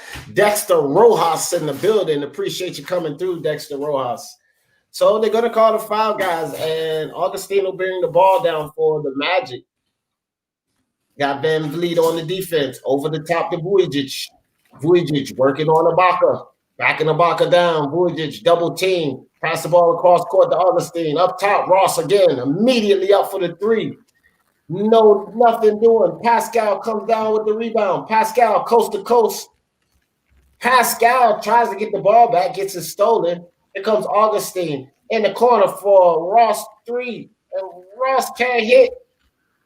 To the other corner. And Fournier can't hit. Ibaka comes down with the ball. Minute 30 seconds left. Van Vliet, full speed ahead. Fouled from behind by Ennis. Guys, so I think it's pretty much a wrap. I'm going to call it here. I wish Queen Layla was in the building. She has this famous saying for us. Queen Layla says, it's over. And if she was here, I think she would be calling that. I don't think the Orlando Magic has enough in the tank to bring this game back with such little time left as Van Vliet hits the free throw. So, 10-point game, guys. 1 minute and 27 seconds left in the game. The Orlando Magic offensively and, as far as taking care of the ball, I don't think that they'll get back into this. Back up to 11 points. Van Vliet hits the second free throw. So let's see what they can do here. Here comes Augustine. They need to score quickly. Fournier with the ball. Pascal on the defense. Fournier for the three. Fournier can't hit. OG high up off the glass. Grabs the rebound. Here comes Van Vliet. Top of the key. Gets the ball into Pascal. Fournier on the defense mismatch. Pascal goes right at him. But can't score inside. Under a minute. Here comes DJ Augustine. Augustine dribbles around the screen, gets the ball across the court for Fournier. Fournier back to Augustine. Augustine inside the Vujic, back up top to Fournier. Fournier over to Augustine. A lot of time on the clock for those score, but Ennis inside with the putback for the miss. Down to 9 points, 41 seconds left. And you want to clean it up, Lewis? There's a foul. All right, 38.8 seconds remaining. We got a 9-point game, and like everybody's mentioning in the chat, including D, Orlando just does not have enough firepower to sustain a full comeback unless it's one of those rare nights that they just get it going offensively. But this has been the theme with the Magic just about the last 2 seasons. A solid defensive team, but they have lapses when they can't hit shots, and that's just it. They're lacking firepower. They don't really have depth. So they just don't have enough, but they would have really given the Raptors a scare if there was a real letdown. So Van Vliet going at the free throw line, knocks down the free throw. The score is 104-94 with 38.8 seconds remaining. Wow, he's got a double-double, folks. 20 points, 10 assists, and 4 rebounds. So he continues his stellar play after the 36 he had against the Miami Heat on Monday. So it looks like the Raptors are going to win this game. We just got to see what the final score is, but we got an 11-point game and we have a timeout by Orlando. So it's 38.8 seconds remaining, 11-point lead for the Raptors. 105-94 is the score here on the Lewis Sports Network Basketball with Lewis and D. No doubt. Ron Collins says, yo, D, I'm not betting, my man, but listening to you and your boy earlier made me consider placing a bet. I'm going to tell you something, Ron. I don't gamble myself, but my guy Mob that was on with me this morning, he's a professional gambler. He doesn't work. That's what he does. He makes a living off of it. So he knows the gambling aspect very well. And talking to him makes me want to place a wager. I don't even really gamble. I feel you, Ron. Hey, but once again, shout out once right back to Ron. He says Lewis and D are the best tag team announcing. I said that's facts. We're better than any tag team in wrestling history, bet any tag team in basketball history, football history, baseball history, you name it, NHL history, whatever you name it. So we're better than all of them. So So yeah, man, it's like again, just it's all about that continuity, man, that me and D provide for you, man. Make the game exciting for everybody listening and tuning in. And that's how we do it, man. That's how the tag team. We are the tag team champions of the world. I mean, there's a reason why we're the best tag team. Shawn Michaels, Marty Jannetty, the Rockers. We could even say Hardy Boys, Shawn and Triple H for that matter. We need to give us our belts. Yeah. Oh yeah. Oh, okay. That was a foul. Yeah. Okay, so we did call it foul on Fournier. Not really that it much matters, but he was fouled behind the 3-point line. It is a 11-point game. He could bring this down to 8. Alistair 49 said Van Vliet messed around and got a double-double. Yeah, man. Van Vliet has been, he showed up tonight, which is what we need to see from Van Vliet. I called him out the other night. We were doing the Toronto game, and it was like Van Vliet heard me. As soon as I called him out, he took off. It was really great. I think it was Ron Cowan and I who called Van Vliet out, and he heard our call, and he showed up. Friday, Saturday, appreciate you, my man. Friday, Saturday, he said, will American media finally admit that they were wrong on the Raptors because they're not in the – hey, that's right, Friday, Saturday, and I have – been advocating for the Raptors, and I agree with you 100%. To this day, people still don't want to give this Raptors team their credit. And guys, the Raptors team are here to stay with or without Kawhi Leonard. Accept it. The Raptors are here. No doubt, Friday, Saturday. Friday, Saturday should be right. The problem is it's about the Hollywood blinds, like Jay Jefferson said. And it's the truth. Double J said it best. They're just not going to cover this team no matter what. It's only when Kawhi Leonard gets mentioned is when when the Raptors kind of get covered. They'll just mention that, but because he's on the Clippers, but the Raptors are not going to get their respect, which is a shame because they've been playing great basketball all season long. Yep, and they definitely deserve it. All right, Terrence Ross. Oh, that was Ross. Ross was feeling it. Too late for that, though, Ross. Maybe not, man. I've seen crazier things happen. We'll see an 8-point game. Let's see how Toronto handles this pressure. I mean, it's a 3-possession game, so let's see if they can get the ball in. And Matt Thomas is trying to get it in, but he finally gets it in.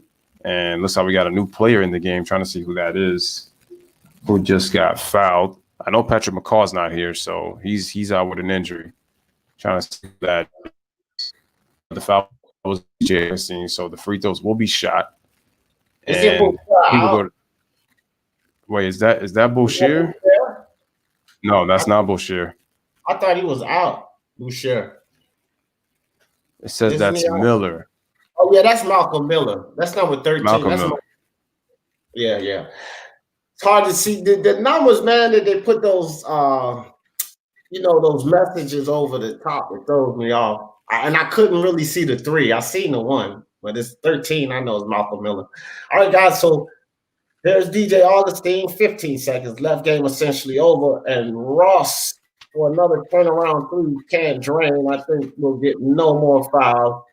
We're gonna let the clock wind down. So 109.99 in the Raptors. Make me perfect for the day, guys. I picked the Raptors and I said to take the point spread. So if you listened to me this morning, guys, you made a little extra money. The Raptors on the money line were good. If you put the Raptors on the money line, you cashed in. Maybe you threw them in on a parlay, you cashed in. But the Raptors take it 109 to 99. They beat the spread. It's a great game, great showing by the Raptors.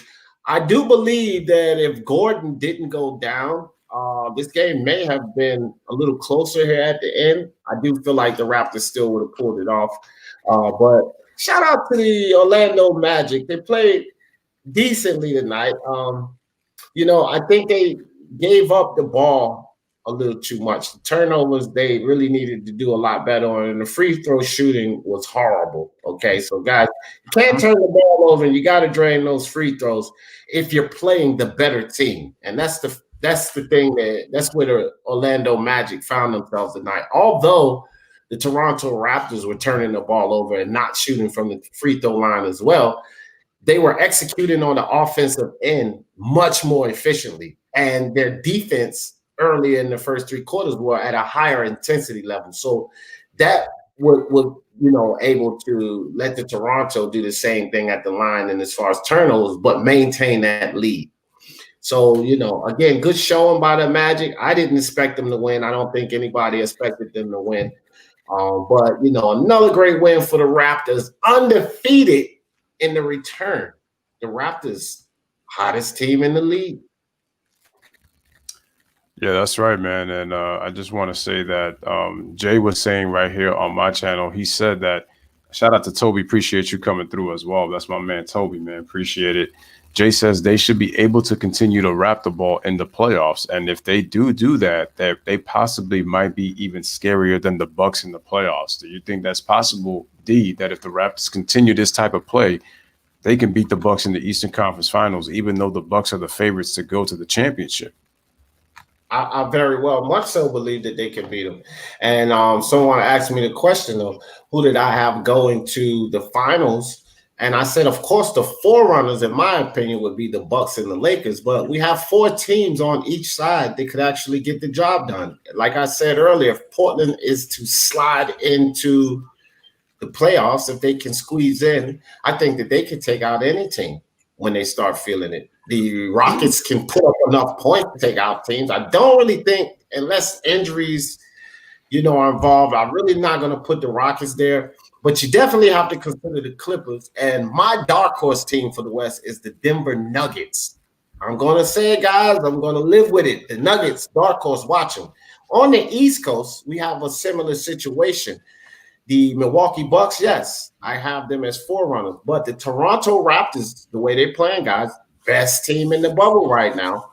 They can definitely upset the Bucks. I believe the Heat, which is my dark horse team, can definitely upset the Bucks. And if Kemba Walker, Gordon Hayward, Jason Tatum, and Jaylen Brown get into rhythm, they can beat any team in the league. So, we got to consider the Lakers and the Bucks as forerunners, but we got to really understand that there are a few teams that could win the whole thing. Absolutely. My dark horse is, like I said, man, Denver, I'm starting to say watch out for them just because of the play of Michael Porter Jr., back-to-back 30-point, 10-rebound games. Fred VanVleet is stepping up for the Toronto Raptors, and look at the way he's playing. Look at T.J. Warren for the Indiana Pacers, and they're 3-0 in the bubble as well. Obviously, the Miami Heat are a scary team, and people need to watch out for them. They're my dark horse. And then, obviously, you got the Nuggets. And, again, don't sleep on those Oklahoma City Thunder. I'm telling you, in my personal opinion, that team is the most underrated team in the NBA right now, the Oklahoma City Thunder.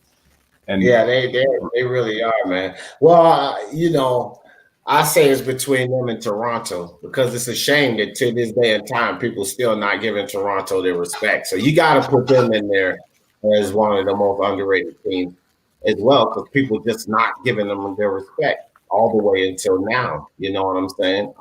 So I'm there with you, Alistair. SSB, I'm there with you guys, man.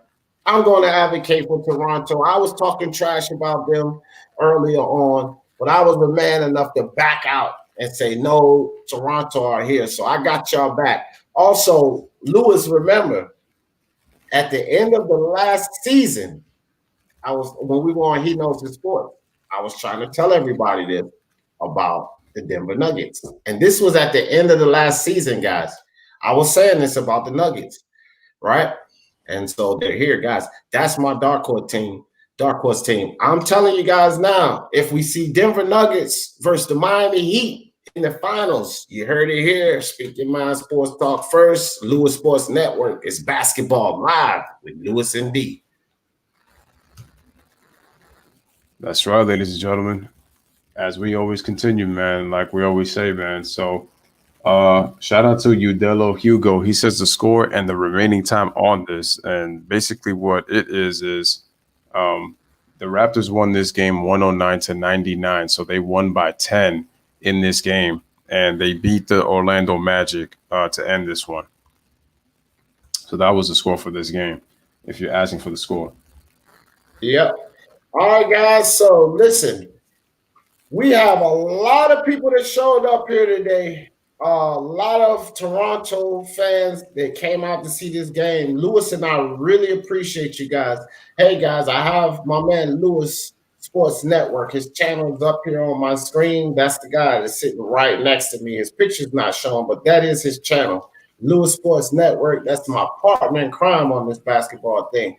So if you guys did subscribe tonight, we really appreciate you. Do me a favor and scurry on over there and subscribe to my partner, Lewis Sports Network, so that you can have full basketball coverage from Lewis and D. Because on some days that we're not doing basketball live with Lewis and D, what we do is we cover separate games so that you guys can always have a lot of basketball coverage. So don't just subscribe to Speak Your Mind Sports Talk. Make sure you subscribe to my partner so that you can get full basketball coverage. And y'all know how I always in this thing. For the love of sports, let's talk about it. Peace.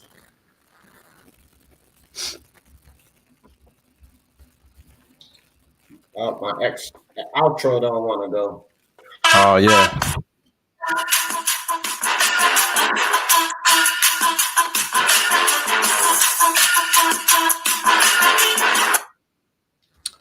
Okay, so here in the chat, here's the thing. The problem is that G Money, you're saying that I understand that, but the next man up, it would be tough without Jaren Jackson, but there's no excuses for the Grizz. This is just me. Here's the problem, bro. The Grizzlies, this whole thing got pretty much ruined once the pandemic happened. They started to lose once the trade happened with Solomon Hill and Jay Crowder. They had to adjust to that. And then the Grizzlies started to show their youth. And what I told you was before, G Money, the Grizzlies already had expectations already. They overexceeded that. I told you from the beginning, the question for the Grizzlies was, first of all, nobody expected this, number one. So they surprised people. Then what I asked you was, would the Grizzlies be able to keep this momentum once they start playing meaningful games? Unfortunately, they started to lose. Then the pandemic happened. Yes, everybody's had 4 months off, but you could tell that the Grizzlies are really starting to show their youth.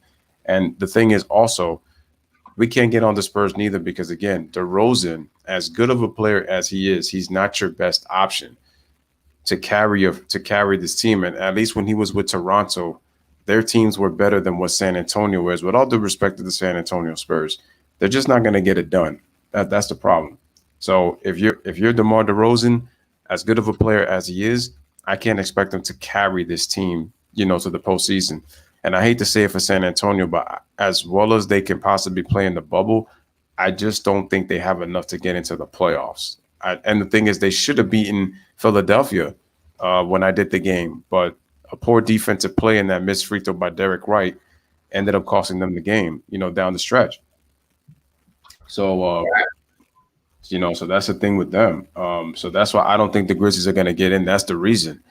That was the reason that I was saying. And I said it's right now on paper, it's looking like the Portland Trailblazers are going to take that 8th and final playoff spot. Because you look at Sacramento, I don't trust them because of Luke Walton's rotations and Sacramento's inability to finish in close games. They show a lot of inexperience as well.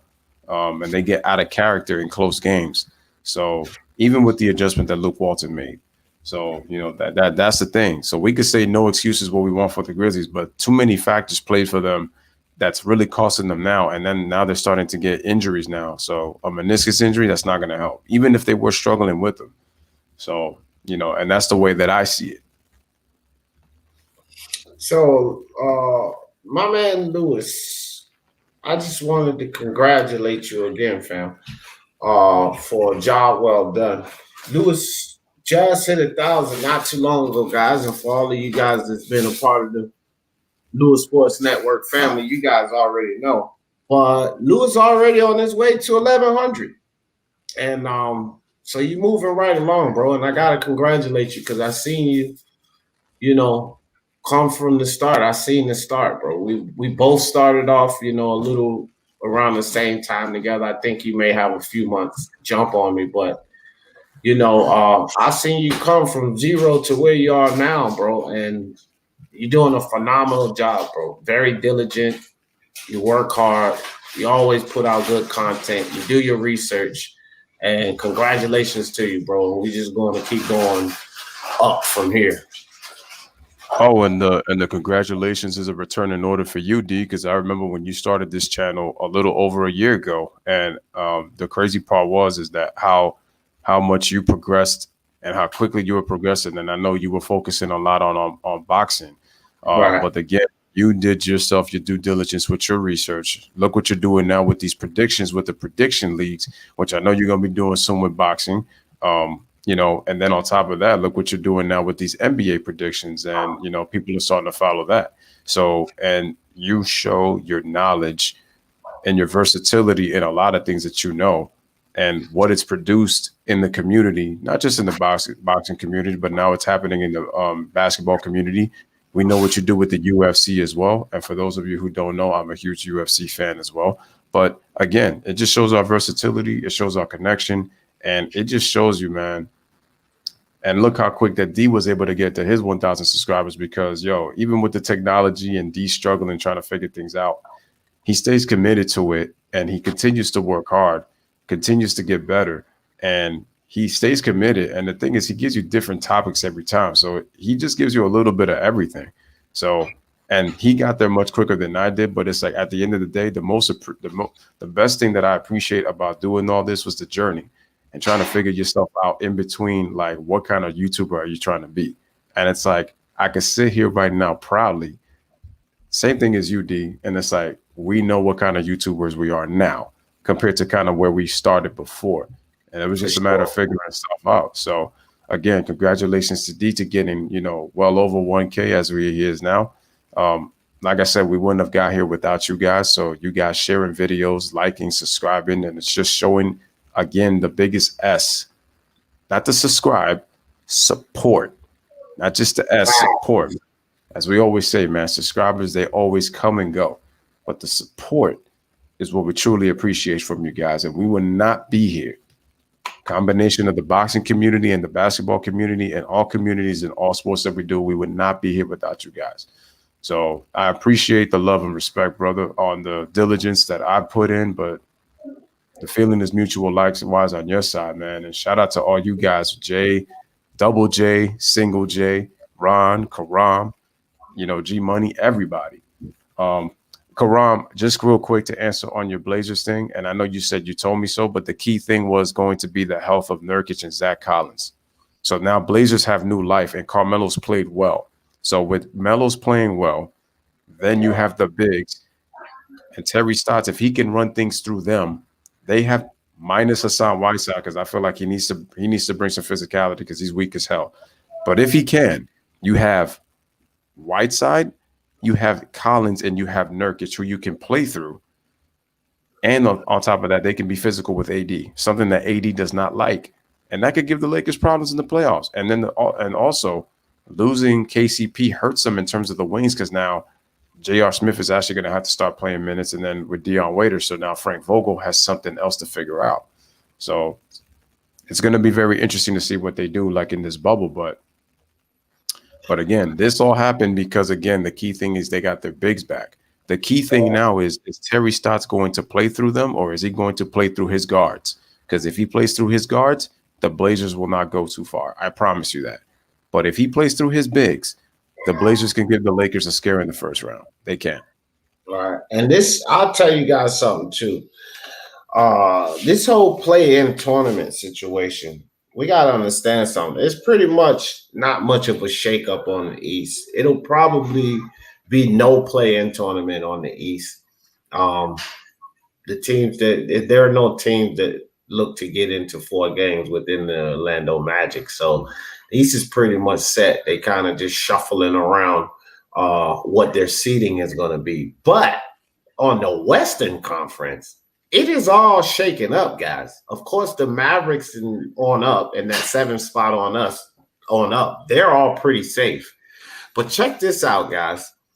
From the 8th spot, which is the Memphis Grizzlies, and we know Jaren Jackson just went down today. So they're probably, I would say, essentially going to be sent down to like the 11th or 12th spot. I don't see the Grizzlies making the playoffs. And the reason I say that is because the 13th spot, which are the Sacramento Kings, they're only 4 games outside of the Grizzlies. Okay. Then you have 29 wins by the Suns, the Pelicans, and the Spurs, which means they're only 3 games outside of the Grizzlies. Keep in mind the Grizzlies are going to drop here, guys, with that loss of Jaren Jackson. And then you have the Portland Trailblazers, who are 1 game behind the Grizzlies. Now, when we talk about this play-in tournament, this is something that we have to keep in mind. It is the 8th-seeded team at that time and the team that's within 4 games. We could very potentially see the Grizzlies that's been sitting in this 8th spot, not even in the play-in tournament at all. And I'm pretty much betting that the Portland Trailblazers will get into that play-in tournament.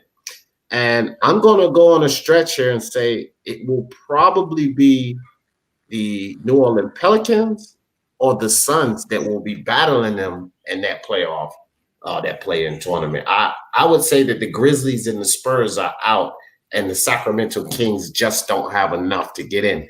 But it's definitely a shakeup on the West, and it's interesting to see how this thing plays out. What do you think about that, Lewis? Yeah, I just think that with the Spurs losing that blown opportunity against the Sixers and no LaMarcus Aldridge, it's really going to hurt them. I just don't think DeRozan has enough for me in his repertoire to kind of be the number one option at this point to carry the Spurs team, even though they play in a system. I just don't think it's enough bodies. So I think that the Spurs, as well as they might play, I think they're going to be out for some reason. So that's me. The Phoenix Suns, they have new life right now. Nobody saw this team coming out of nowhere. And the thing is, the reason that they're in this bubble was because I believe they were 4.5 out with 8 games to play. They were 5 games out, I think, with 8 games to play. And they started 3-0. And Devin Booker is playing like a superstar right now. Well, maybe not a superstar, but, kind of a borderline superstar. Bottom line is he's playing really well. So you have them. And then Sacramento, they're just too young and inexperienced. They're going to try to play, but I just don't know if they have the experience enough to win in close games. So that's why I don't think that they're going to make it. The Pelicans, this to me, the problem is I feel like this is the league's doing in terms of they're trying to get Zion in the playoffs. I heard Skip Bayless come out and say, man, it's like I need somebody transcendent to go up against LeBron. And I just don't think the Pelicans are going to. They're not going to. I don't even think they're going to win a game on the Lakers. I don't see it happening. The best matchup against LA are the Portland Trailblazers. And mark my words, I believe the Pelicans will be fighting for that playoff spot. But I personally believe that the Blazers are hungry. And I think that the Portland Trailblazers are going to pull off this 8th seed and end up facing the Lakers, when the playoffs start on the 17th. And it's going to be a battle. So that's not good for the Lakers. For all you Laker fans, I'm telling you guys right now, getting Portland Trailblazers in the first round, you may see a repeat of the Golden State Warriors versus the Dallas Mavericks. You guys know what I'm talking about. Steven Jack, Baron Davis, 8th seed, comes in there and upsets the 1st seed. Don't be surprised if we get that this season. The Portland Trailblazers have every bit of what it takes to upset the Lakers in 7. You guys better believe it. That is probably the most interesting matchup to start the whole playoffs if that happens that way. In my opinion, that will be the most interesting matchup to start the playoffs because the Portland Trailblazers, that 8th seed, could literally take the Lakers out. Yeah, and the thing is, G-Money makes a good point. The thing is, the Blazers are the better three-point shooting team over the Lakers. The Lakers are actually in the early 20s. The Blazers are in the top 3. They're 3rd in the league in three-point shooting, so that's number 1. And now that the bigs are healthy, they can be physical with LA. And the Blazers are in the top 10 in rebounding, so that's also going to be a problem with the Lakers as well. And because of the Avery Bradley not being there, now you have KCP injured and Rondo not coming back to the playoffs, because even if Rondo comes back, he still has to get his legs back, from all that time that he missed. So that means Dame and CJ, if they play their cards right, they can go off. And like G-Money, Brandon says also, Carmelo's got something to prove. And this is a matchup that, you got 35-year-old LeBron against 36-year-old Melo. So they're going to kind of focus on that a little bit since they're from the same draft class. But it's going to bring an interesting storyline, and especially because now the Blazers have a little more depth now. But Jay does make a good point, though. Single J, that is. And I know he said, what is this, Ed Nettie? I love that show, by the way. Double D, never mind. But he says, he says that, Trevor Ariza, that is a loss. I will say that is a loss, since he didn't come back for the bubble, because he would have been a nice wing defender that they could have had. But at least in terms of the bigs, they can match up in terms of their front line. So that to me is a big important thing, and their guards can go off. But it's something to watch for. It's going to be interesting though. Whiteside is going to have to play big. He cannot be soft. Nurkic and Collins, they can definitely do that. To me, they can definitely do it. But Whiteside to me is going to be the question mark. If he can play big like he did in the beginning of his Heat days, the Lakers are going to have a problem. So, what game are we doing tomorrow? So we got a single one that we're doing tomorrow, and then together we're doing Pacers and Suns tomorrow. So I'll make the thumbnail for that, and I'll send you in the email. We're doing the Pacers and Suns? That's right. Devin Booker versus TJ Warren. Guys, I want to tell you guys something. Yeah, that's a very interesting matchup. I like that game. There are a lot of interesting games, and tomorrow, I mean, really good games. Tomorrow's schedule is fire, guys. I'm just looking at this schedule because I was peeking at, and I'm dreading actually doing predictions on these games. I am dreading this. This is crazy. So let me read off tomorrow's schedule for you guys. And even still in the morning, I will be doing the prediction show. Pelicans versus the Kings. Very interesting matchup. Both young teams are hungry. Both young teams are scrapping to get into that playoff tournament. Both young teams have a lot to lose. Very interesting game. Heat versus the Bucks, potential Eastern Conference matchup, right? That's a good one. We have the Pacers versus the Suns. That's the game. Lewis and I will be doing that game for you guys tomorrow. The Suns are on a roll, as well as the Pacers. Both teams undefeated. We have two undefeated teams in the bubble facing off tomorrow. That's a big game. Next on the list, the Clippers versus the Mavericks. Such a fire schedule tomorrow. Great matchup there. And then my dark horse teams are facing off. I think this is both Lewis and our dark horse teams. The Trailblazers will face off with the Nuggets, another potential Western Conference matchup that we could probably see. And then the game, they ended off tomorrow night with the Lakers versus the Rockets. Guys, this is a fire schedule tomorrow. Hell for me to predict these games. God knows I hope I don't lose anybody. But really great schedule, man. I'm really excited for basketball. I might be watching basketball all day tomorrow. I'm wondering if I'm going to do any boxing or MMA tomorrow. I might just be basketball tomorrow, guys. All right, so real quick, guys, let me just go through the chat real quick. Brandon says that the Portland has the length to go toe-to-toe with the Lakers. That's correct. It's going to hurt the Blazers, man. It's true. It's going to hurt without having Ariza, but they're going to have to Jay made an interesting point, making Nurkic come off the bench to kind of help with the depth. Jay says, but without Kawhi, the Raptors are still a playoff team. The OKC Thunder have no business being in the playoffs, but when you have great leadership and coaching, you can overcome it. Yeah, which is why I said that Billy Donovan deserves to be a Coach of the Year candidate along with Nick Nurse. Nick Nurse did lose superstar in Kawhi, but the Thunder weren't even predicted to be in the playoffs. That's why I said both Billy Donovan and Nick Nurse deserve their props as Coach of the Year candidates. Melo will look to show that he still got it. Melo is just trying to prove that, he still is a capable player in this league. That to me is what he's really looking to prove. For the people who said they always talk about LeBron, but Melo was blackballed out of the league. People say he was washed. They blamed him for what happened in Houston. And you saw what happened. They ended up trading Chris Paul, and Melo got a lot of blame for that, which just made absolutely no sense personally. Again, I've had my gripes with Melo, but I don't blame him for what happened in Houston. That to me is more so Mike D'Antoni, because he never liked Carmelo, especially when it came to team ball. Daryl Morey, who's the GM, and if Houston doesn't get it done this year, which I don't think they will, he's going to get fired. Especially with what happened. Nurkic and Whiteside are going to feast down low. Like I said, Whiteside, I don't know about him. He's going to have to find the motivation to really feast down low. Jay says hard work outweighs talent every time. I agree with that. G Money makes a great point. Gary Trent has definitely been underrated. He's played great in the bubble for sure. Karan says he's going to be at work for the league pass. Okay, cool. As the Blazers, he's going to try Whiteside starting, and Nurkic coming off the bench makes him automatically deeper without Ariza on defense. Okay. Yeah, he's brought versatility. Yeah, he's hitting the three ball very well.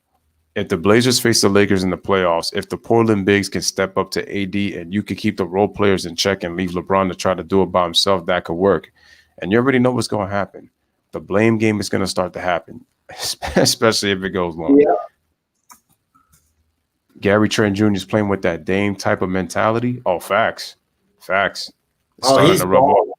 He is balling, Gary Trent Jr. In order for Dame and CJ to be consistent, they have to play through their bigs. They can't try to play hero ball and try to do it by themselves. That's where they start to get inconsistent. They miss shots and they shoot horrible from the field. And then they're already a liability on defense due to their size. So in order for them to play bigger than what their size indicates, they have to try to play off the ball and they have to run things through Nurkic and Zach Collins. And then with Jay making that small little tweak is where he was saying, put Whiteside in the starting lineup to try to see it with Nurkic if they can offset some of that depth. And he says also nonstop hitting threes kills every team eventually. Nobody outside of the Warriors backcourt can do that game after game. The thing with Steph and Clay is they shoot it. Not really go to bed. Oh, could you hear me there? Can y'all hear me? It broke up a little bit, but I can hear you. Oh, okay. All right, guys. Well, I'm about to call it a night. I got a couple of things to do. I got to put my picks in for the prediction league, and then I got to work on these predictions for tomorrow. Busy. But my man, my brother Lewis, another successful live. Always a pleasure, bro, working with you. You know, we're going to be doing this thing for a long time. And for everybody that's listening to the playback, make sure you subscribe to Lewis Sports Network so that you can get that basketball content, the sports content in general, and subscribe to his partner if you like, Speak Your Mind Sports Talk, so you can get that 1-2 punch action, basketball live with Lewis and D. Everybody take care, man, and enjoy the live. By the way, D, before you go, don't mean to cut you off, but before you go, you had it lit in that Raptors Magic Sun on your channel, man. That's why I had to pull it off, man. So let you know, man, it was on fire up in there. But yeah, didn't mean to cut you off. Just want to let you know that, man. It was you had nearly 50 people up in there, man. So it was bumping, man. So take care, my brother. We only gonna grow, Lewis, because I'm gonna tell you something. A lot of the guys that come and watch my prediction show this morning, they already heard about Lewis and D. Basketball Live with Lewis and D from other people. It wasn't even the prediction show. So I can just imagine we're just going to keep growing and growing, bro. So keep up the good work. I really appreciate you, bro, and everything you do for me.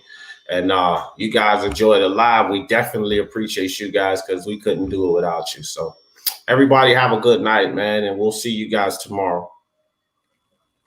All right, my brother. Take care. Have a wonderful night. All right, man. So just looking into the chat real quick. Karan says he's going to have Fox Sports Southwest back tonight. Thunder up all day, every day.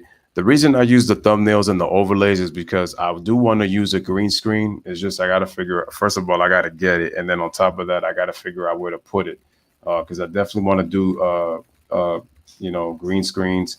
I might even start using a little bit of Streamlabs. I believe Streamlab works with StreamYard. If it's possible, I could try to get that integrated. And then that way you could probably see me while you can see the thumbnail in the background. And I think that would pretty much, hopefully work. But guys, this was an awesome stream. Once again, man, salute to everybody in the chat. This is Lewis Sports Network saying goodbye. Have a wonderful night, everybody. For the love of sports, as D always said, we always talk about it. For Ryan, who's not here, who was here earlier, but once again, man, we chat together, we stream together, family for life. And my motto from the Lewis Sports Network, you already know my motto, as always, man. Bless up, live, laugh, love. Thank y'all for watching. We're back tomorrow with Pacers and Suns. And, Me and D individually will be doing a game each. We got the Pelicans and the Kings, so make sure y'all pull up for that one. Louis Sport Network saying have a wonderful night, man. Have a good night rest. Take care, guys. And like Louis Sports Network always says, man, and I'm gone. Right now, the Giants' turn to try and answer. And here's Saquon Barkley.